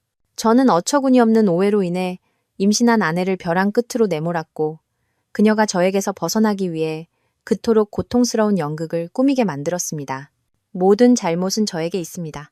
그 후 그는 여다경의 가짜 임신 연극에 대한 모든 진실을 공개했다. 녹음 파일과 반박할 수 없는 의료 증거까지 모두 제시했다. 그는 전 세계 앞에서 여다경의 거짓된 민낯을 폭로했다. 마지막으로 그는 마치 나를 보고 있는 듯 카메라 렌즈를 똑바로 응시했다.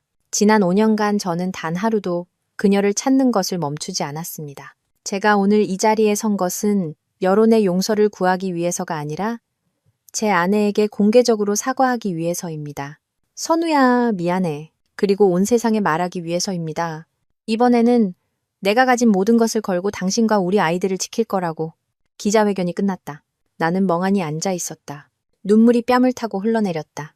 화면 속의 저 남자. 오만하면서도 고통스러워하고 진심이 담긴 저 남자가 5년 만에 처음으로 내 얼어붙은 심장을 흔들었다.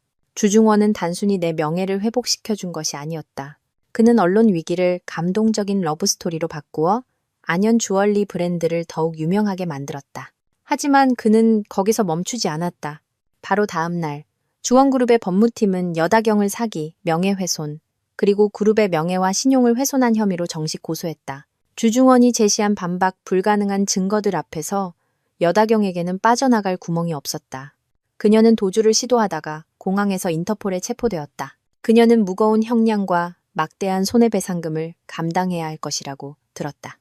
그것이 그녀의 악랄한 음모에 대한 대가였다. 며칠 후 지안이가 위기를 넘기고 일반 병실로 옮겨졌을 때 초대하지 않은 손님이 찾아왔다. 시어머니 강만희 여사님이었다. 그녀는 병실 문 밖에서 차마 들어오지 못하고 서 있었다. 5년 만에 만난 그녀는 무척 늙어 보였다. 머리는 희끗희끗해졌고 얼굴에는 예전의 오만함 대신 피로와 후회가 가득했다. 그녀는 나를 보고 침대에서 곤히 잠든 지안이를 보았다. 그리고 갑자기 그녀는 무릎을 꿇었다. 선우야, 내가 미안하다. 그녀는 오열하기 시작했다. 뒤늦은 후회의 눈물이었다. 내가 잘못했다. 내가 그놈의 집안 수준이라는 것에 눈이 멀어서 너한테 못되게 굴었어. 내가 다경이 편을 들었고 너희 모자를 벼랑 끝으로 내몰았어. 나는 이 아이들의 할머니가 될 자격이 없어. 나는 그녀를 보았다. 마음속은 온갖 감정으로 복잡했다. 나는 그녀를 뼛속까지 증오했었다. 하지만 지금 그녀의 모습, 인생의 황혼기에 접어든 한 여인이 무릎 꿇고 용서를 비는 모습을 보니 마음이 차마 모질지 못했다. 어머님 일어나세요. 나는 마침내 입을 열었다. 지난 일이에요. 내가 그녀를 용서한다고 말하지는 않았다. 어떤 상처는 용서한다고 해서 지워지는 것이 아니니까. 하지만 더 이상 증오를 품고 싶지도 않았다. 내 아이들을 위해서. 아이들에게는 할머니가 필요했다. 강만희 여사님은 믿을 수 없다는 듯 나를 올려다보았다. 그녀는 떨리는 몸으로 일어나 병상으로 다가가 떨리는 손으로 지안이를 만져보려다 감히 그러지 못했다. 아이가 너를 닮았니? 그녀가 메인 목소리로 물었다. 나는 고개를 끄덕였다. 저를 닮았지만 눈은 아빠를 닮았어요. 그 말을 듣자 강만희 여사님은 다시 울음을 터뜨렸다. 이번에는 행복의 눈물이었다. 주중원이 바로 뒤이어 도착했다. 그는 자신의 어머니를 보고 아무 말도 하지 않고 그저 내 옆에 조용히 섰다. 지금 그의 존재는 이상하게도 나에게 안정감을 주었다. 폭풍은 정말로 지나간 듯했다. 악한 자들은 대가를 치렀고 오해는 풀렸다. 이제 남은 것은 우리 자신의 마음속 상처뿐이었다. 치유되기까지 시간이 필요한. 지안이는 놀라울 정도로 빠르게 회복했다. 아마도 아이의 몸속에 흐르는 주중원의 피가 강한 생명력을 불어넣어준 모양이었다. 며칠 후 아이는 격리실에서 나올 수 있었다. 의사는 일주일만 더 휴식을 취하면 퇴원할 수 있을 거라고 했다. 그 며칠 동안 주중원은 거의 병원에 상주했다. 그는 더 이상 냉철한 회장이 아니라 서투른 아빠였다. 그는 분유 타는 법을 배우고 동화책 읽는 법을 배우고 사과를 토끼 모양으로 깎는 법을 배웠다. 그가 하는 모든 것이 어설펐지만 그의 눈빛에서는 3년의 결혼 생활 동안 한 번도 본 적 없는 다정함이 묻어났다. 강만희 여사님도 자주 찾아왔다. 그녀는 나에게 많은 말을 걸지는 못하고 그저 조용히 닭백숙을 가져다 주고 지안이를 위한 작은 장난감을 가져다 주었다. 손녀를 볼 때마다 그녀는 눈시울을 붉혔다. 오늘 나는 하늘이와 은우를 병원으로 데려오기로 결심했다. 두 아이는 그동안 지평의 친구 집에 머물러야 했다. 아이들은 엄마와 동생을 무척 보고 싶어 했다. 나는 이제 아이들이 진실을 마주해야 할 때임을 알았다. 내가 두 아들의 손을 잡고 병실로 들어섰을 때 두 아이는 문 앞에서 얼어붙었다. 아이들은 낯선 남자 주중원이 침대 옆에 앉아 지안이에게 조심스럽게 수프를 떠먹여주는 것을 보았다. 주중원이 고개를 들었다. 그가 하늘이와 은우를 본 순간 나는 그의 손이 떨려 숟가락을 떨어뜨릴 뻔하는 것을 보았다. 그가 자신의 두 아들을 제대로 보는 것은 이번이 처음이었다. 그는 자리에서 일어났다. 당혹감, 기대, 그리고 두려움이 그의 얼굴에 역력했다. 엄마! 지안이가 외쳤다. 하늘이 오빠! 은우 오빠! 하늘이와 은우는 여전히 꼼짝 않고 내 손을 꽉 잡고 있었다. 주중원을 조각처럼 닮은 하늘이는 어른스러운 의심의 눈초리로 그를 훑어보았다. 평소 장난꾸러기인 은우는 지금은 조용히 내 등 뒤에 숨어 있었다. 하늘아, 은우야. 나는 최대한 평범한 목소리를 내려고 애쓰며 나지막에 말했다. 이리 와서 아저씨한테 인사해야지. 아저씨. 나는 그 단어를 썼다. 나는 아직 아이들 앞에서 그를 아빠라고 부를 준비가 되지 않았다. 주중원은 천천히 한쪽 무릎을 꿇어 아이들과 눈높이를 맞췄다. 그의 목소리는 감정에 겨워 쉬어 있었다. 안녕. 아저씨는 주중원이라고 해. 은우가 호기심에 고개를 내밀었다. 아저씨, 혹시 지안이 구해준 사람이에요? 엄마가 아저씨가 지안이한테 피 줬다고 했어요. 응, 맞아.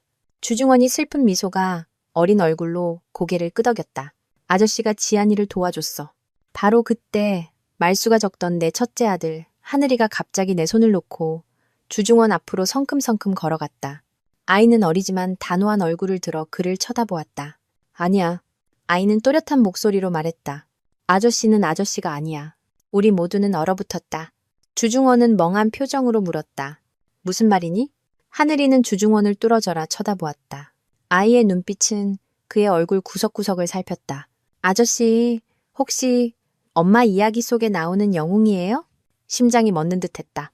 내가 지어낸 이야기, 나의 거짓말. 주중원은 어리둥절했다. 무슨 이야기? 엄마가 그랬어요. 하늘이가 말을 이었다. 목소리가 떨리기 시작했다. 우리 아빠는 영웅이라고. 아빠는 돌아가셨다고. 하늘나라에 계신다고. 아이는 작은 손가락으로 천장을 가리켰다. 그런데 아저씨는 엄마가 베개 밑에 숨겨두는 낡은 사진 속 사람이랑 똑같이 생겼어요. 어지러웠다. 내 아들. 아이는 알고 있었다. 하늘이는 나를 돌아보았다. 아이의 맑은 눈에는 눈물이 가득했다. 어린아이의 혼란이 터져나왔다. 엄마, 우리한테 거짓말한 거죠? 아빠가 죽었다고 했는데 그 사람이 여기 있는 거 맞죠, 엄마? 그 질문은 망치가 되어 내 가슴을 내리쳤다. 침대에 누워있던 지안이도 숨을 죽이고 듣고 있었다. 은우는 달려와 내 손을 꼭 잡았다. 주중원은 나를 올려다보았다. 그의 눈에는 애원과 간청이 가득했다. 그는 나에게 더 이상 아이들에게 거짓말하지 말아달라고 빌고 있었다. 나는 내 새 아이들을 보았다. 차가운 바닥에 무릎 꿇고 있는 남자를 보았다. 나는 더 이상 아이들을 영원히 속일 수 없다는 것을 알았다. 아이들이 거짓말 속에서 살게 할 수는 없었다. 나는 무릎을 꿇고 하늘이와 은우를 모두 품에 안았다. 눈물이 하염없이 쏟아졌다. 엄마가 미안해. 엄마가 미안해, 아가들아. 나는 흐느꼈다. 하늘이 말이 맞아. 엄마가 거짓말했어. 나는 고개를 들어 두 아들의 눈을 그리고 지안이를 똑바로 보았다. 저분은 아저씨가 아니야. 나는 깊은 숨을 들이쉬었다. 저분이 바로 너희 아빠란다. 병원에서 진실이 밝혀진 그날 이후 모든 것이 변한 듯했다. 나와 주중원 사이에 있던 보이지 않는 얼음벽이 완전히 녹아내렸다. 하늘이와 은우는 처음의 충격 이후 내가 생각했던 것보다 훨씬 빨리 사실을 받아들였다. 아마도 아이들의 여린 영혼 깊은 곳에서는 늘 아빠를 갈망하고 있었는지도 모른다.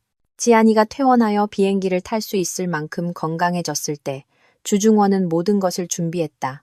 그는 전용기를 쓰지도 과시하지도 않았다. 그저 우리 모자의 절대적인 안전을 위해 의사를 동반한 비즈니스 클래스 좌석을 조용히 예약했을 뿐이었다. 5년 전 비 내리던 밤에 떠났던 익숙한 도시에 비행기가 착륙했을 때 내 마음은 만감이 교차했다. 나는 더 이상 도망자의 신분으로 돌아온 것이 아니었다. 나 자신도 내가 지금 어떤 신분인지 알 수 없었다. 편안한 7인승 차량이 대기하고 있었다. 나는 그가 우리를 그 차갑고 슬픈 기억으로 가득한 대저택으로 데려갈 것이라고 생각했다. 나는 거절할 마음의 준비를 하고 있었다. 하지만 차는 그 방향으로 가지 않았다. 차는 교회로 빠져나가 푸른 나무가 우거진 길을 따라 달렸다. 마침내 차는 맑은 호수 옆에 평화롭게 자리 잡은 예쁜 2층짜리 목조주택 앞에 멈췄다. 집에는 내가 가장 좋아하는 꽂힌 구절초가 가득한 정원이 있었다. 여긴 어디예요? 나는 놀라서 주중원에게 물었다. 주중원은 곤히 잠든 지안이를 조심스럽게 차에서 안아내리고 있었다. 그는 나를 보지 않고 나지막이 말했다. 우리 집, 내가 얼어붙자 그가 황급히 설명했다. 당신이 옛날 집으로 돌아가고 싶어 하지 않을 거라는 거 알아. 그곳엔 너무 안 좋은 기억이 많으니까. 여긴 몇 년 전에 사둔 곳인데 가끔 현실에서 도망치고 싶을 때 오곤 했어. 당신이랑 아이들이 좋아했으면 좋겠네. 하늘이와 은우는 호수와 푸른 잔디밭을 보자 마셔 기쁨의 함성을 지르며 정원으로 뛰어나갔다. 아이들의 맑은 웃음소리가 내 안의 답답함을 씻어내는 듯했다. 이 집은 따뜻했다.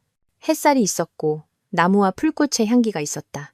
화려한 감옥이 아닌 보금자리 같았다.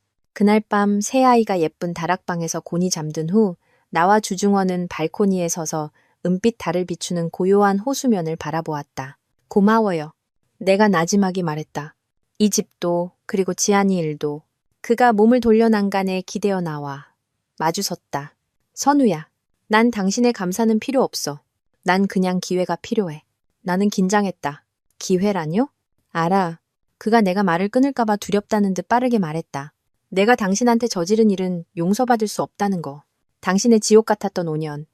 나의 죄책감으로 가득했던 5년. 전부 되돌릴 수 없지. 당신에게 용서를 구하지도, 당장 나에게 돌아와 달라고 요구하지도 않을 거야. 그는 나를 보았다. 그의 눈빛은 진심이었고 어딘가 어쩔 줄 몰라 하는 소년 같았다. 권력 있고 냉철하던 그 남자가 잘못을 저지르고 판결을 기다리는 아이처럼 보였다. 나한테 처음부터 다시 시작할 기회를 줄 수 있을까? 나는 놀랐다. 처음부터 다시 시작한다고요? 그래. 그가 고개를 끄덕였다. 그는 나를 보았다. 우리가 결혼했었다는 사실은 잊어줘. 나랑 데이트할 기회를 줘. 내가 지금의 나는 5년 전의 나와 완전히 다른 사람이라는 걸 행동으로 증명할게. 그가 나에게 데이트를 신청하고 있었다. 이 모든 일 끝에 새 아이를 둔 후에 바로 대답하지 않아도 돼. 내 침묵을 보고 그가 말했다. 기다릴게. 내 사랑을 깨닫는데 8년을 낭비했어. 당신을 5년이나 기다렸는데 남은 평생도 기다릴 수 있어. 나는 아무 말도 하지 않고 그저 고요한 호수를 다시 바라보았다. 동의하지는 않았지만 더 이상 거절하고 싶지도 않았다. 주중원은 약속을 지켰다. 그는 정말로 나와 데이트를 했다. 그는 호숫가 집에 들어와 살지 않고 근처 아파트를 얻었다. 매일 아침 그는 주인이 아닌 엄마 친구로서 네 모자를 위한 따뜻한 아침 식사를 들고 찾아왔다. 그는 끈기 있게 하늘이와 은우에게 수영을 가르쳤고 함께 복잡한 모델을 조립했다. 밤에는 지안이에게 동화책을 읽어주어 잠재운 후 조용히 떠났다. 그는 첫 3년의 결혼 생활 동안 한 번도 받아보지 못했던 존중과 다정함으로 나를 대했다. 그는 아이들 학교 문제부터 커튼 색깔까지 모든 것에 대해 내 의견을 물었다. 그는 강요하지도 명령하지도 않았다. 그저 들어주었다. 그렇게 평화로운 석 달이 흘렀다. 내 마음의 상처는 아직 완전히 아물지 않았지만 더 이상 궂은 날씨에 쑤시지는 않았다. 아이들은 그의 존재에 익숙해졌다. 처음에 어색했던 아빠라는 호칭은 이제 자연스럽고 다정해졌다. 화창한 주말이었다. 주중원은 나를 데려갈 곳이 있다며 깜짝 선물이 있다고 했다. 그는 지평과 시어머니께 아이들을 맡겼다. 지평은 우리를 보러 와 있었고 시어머니는 손주들과 가까이 있고 싶어 거의 주중원의 아파트에 살다시피 했다. 나는 조금 궁금해졌다. 그는 나를 다시 도심으로 데려갔다. 차는 한 대형 아트 갤러리 앞에 멈췄다. 나는 즉시 이곳을 알아보았다. 7년 전 내가 청춘 스타 디자인 공모전에 참가했던 곳. 그의 낡은 사진 속에서 보았던 바로 그 장소였다. 우리가 처음 만났던 곳. 그가 따뜻하게 미소 지으며 내 손을 잡았다. 바로 대답하지 않아도 돼. 그가 나를 안으로 이끌었다. 내 생각과는 달리 갤러리 안은 텅 비고 어두웠다. 중원 씨, 깜짝 선물이 뭐예요? 나는 조금 긴장하며 물었다. 그는 대답하지 않고 내 등 뒤에 서서 부드럽게 말했다. 선우야, 그날 당신 발표 기억나? 주얼리는 무생물이 아니라 그걸 만든 사람의 영혼을 담고 있다고 했지. 불 속에서 다시 태어나는 불사조라고. 그리고 그가 손가락을 튕겼다. 갤러리의 모든 조명이 켜졌다. 나는 숨이 멎을 듯 놀랐다. 넓은 공간에는 다른 어떤 예술 작품도 없이 오직 나의 디자인들만이 전시되어 있었다. 빛바랜 학생 시절의 서투른 스케치부터 파리에서 나에게 영광을 안겨준 화려한 불사조의 부활 컬렉션까지. 모든 것이 액자에 담겨 조명을 받으며 귀중한 보물처럼 소중하게 다루어지고 있었다. 갤러리 중앙 검은 벨벳 단상 위에는 반지 하나가 놓여 있었다. 우리의 낡은 결혼 반지가 아니었다. 이것은 완전히 새로운 디자인이었다. 정교하게 제작된 불사조가 몸을 휘감아 날아오르며 파리에서 내가 입었던 드레스 색과 똑같은 반짝이는 사파이어 블루 다이아몬드를 물고 있었다. 선우야. 주중원의 목소리가 떨렸다. 그가 내 앞에서 천천히 한쪽 무릎을 꿇었다. 7년 전, 바로 이곳에서 당신을 보고 당신이 내 운명이라는 걸 알았어. 하지만 난 너무 어리석고 너무 오만했지. 정략 결혼으로 당신을 묶어두려 했고 침묵으로 내 사랑을 숨겼어. 난 세상에서 가장 끔찍한 놈이었어. 내 눈에서 눈물이 흐르기 시작했다. 지난 5년간 난 영혼 없는 껍데기처럼 살았어. 희망 없이 당신을 찾아다녔지. 이제 하늘이 날 불쌍히 여겨 다시 당신을 찾게 해주셨으니 다시 한번 당신에게 빌고 싶어. 그가 반지 상자를 열었다. 지선우 혹은 안연, 나와 다시 한번 결혼해주겠어? 책임감 때문도 아이들 때문도 아니야. 내가 당신을 사랑하니까. 내 목숨보다 더 사랑하니까. 나는 그 자리에 서서 소리내어 울었다. 아무 말도 할 수 없었다. 엄마, 승낙하세요. 새아이의 목소리가 합창처럼 울려 퍼졌다. 나는 깜짝 놀라 돌아보았다. 하늘이, 은우, 그리고 지안이가 벽 뒤에서 뛰어나오고 있었다. 아이들의 손에는 붉은 장미가 들려 있었다. 지평과 시어머니도 거기 있었다. 눈물 사이로 온화하게 미소 짓고 있었다. 지안이가 달려와 내 다리를 안고 반짝이는 눈으로 올려다보았다. 엄마, 아빠랑 결혼해요. 아빠가 다시는 엄마 울리지 않겠다고 약속했어요. 저도 진짜 가족이 갖고 싶어요. 나는 내 앞에 무릎 꿇고 있는 남자, 주중원을 보았다. 하지만 난 너무 어리석고 너무 오만했지. 나는 내 새아이들을 보았다. 나는 떨리는 손을 내밀었다. 네라고 말하는 대신 눈물 사이로 말했다. 일어나요. 반지 끼워줘요. 우리는 성대한 결혼식을 올리지 않았다. 생사, 이별, 그리고 지독한 오해를 거쳐온 행복은 온 세상에 과시할 필요가 없었다. 그저 진실하면 되었다. 폭풍 후 뒤에 평온함이면 좋겠다. 우리는 혼인신고를 하고 호숫가 집에서 작고 따뜻한 파티를 열었다. 그 파티에는 우리와 새아이, 지평, 그리고 시어머니만이 있었다.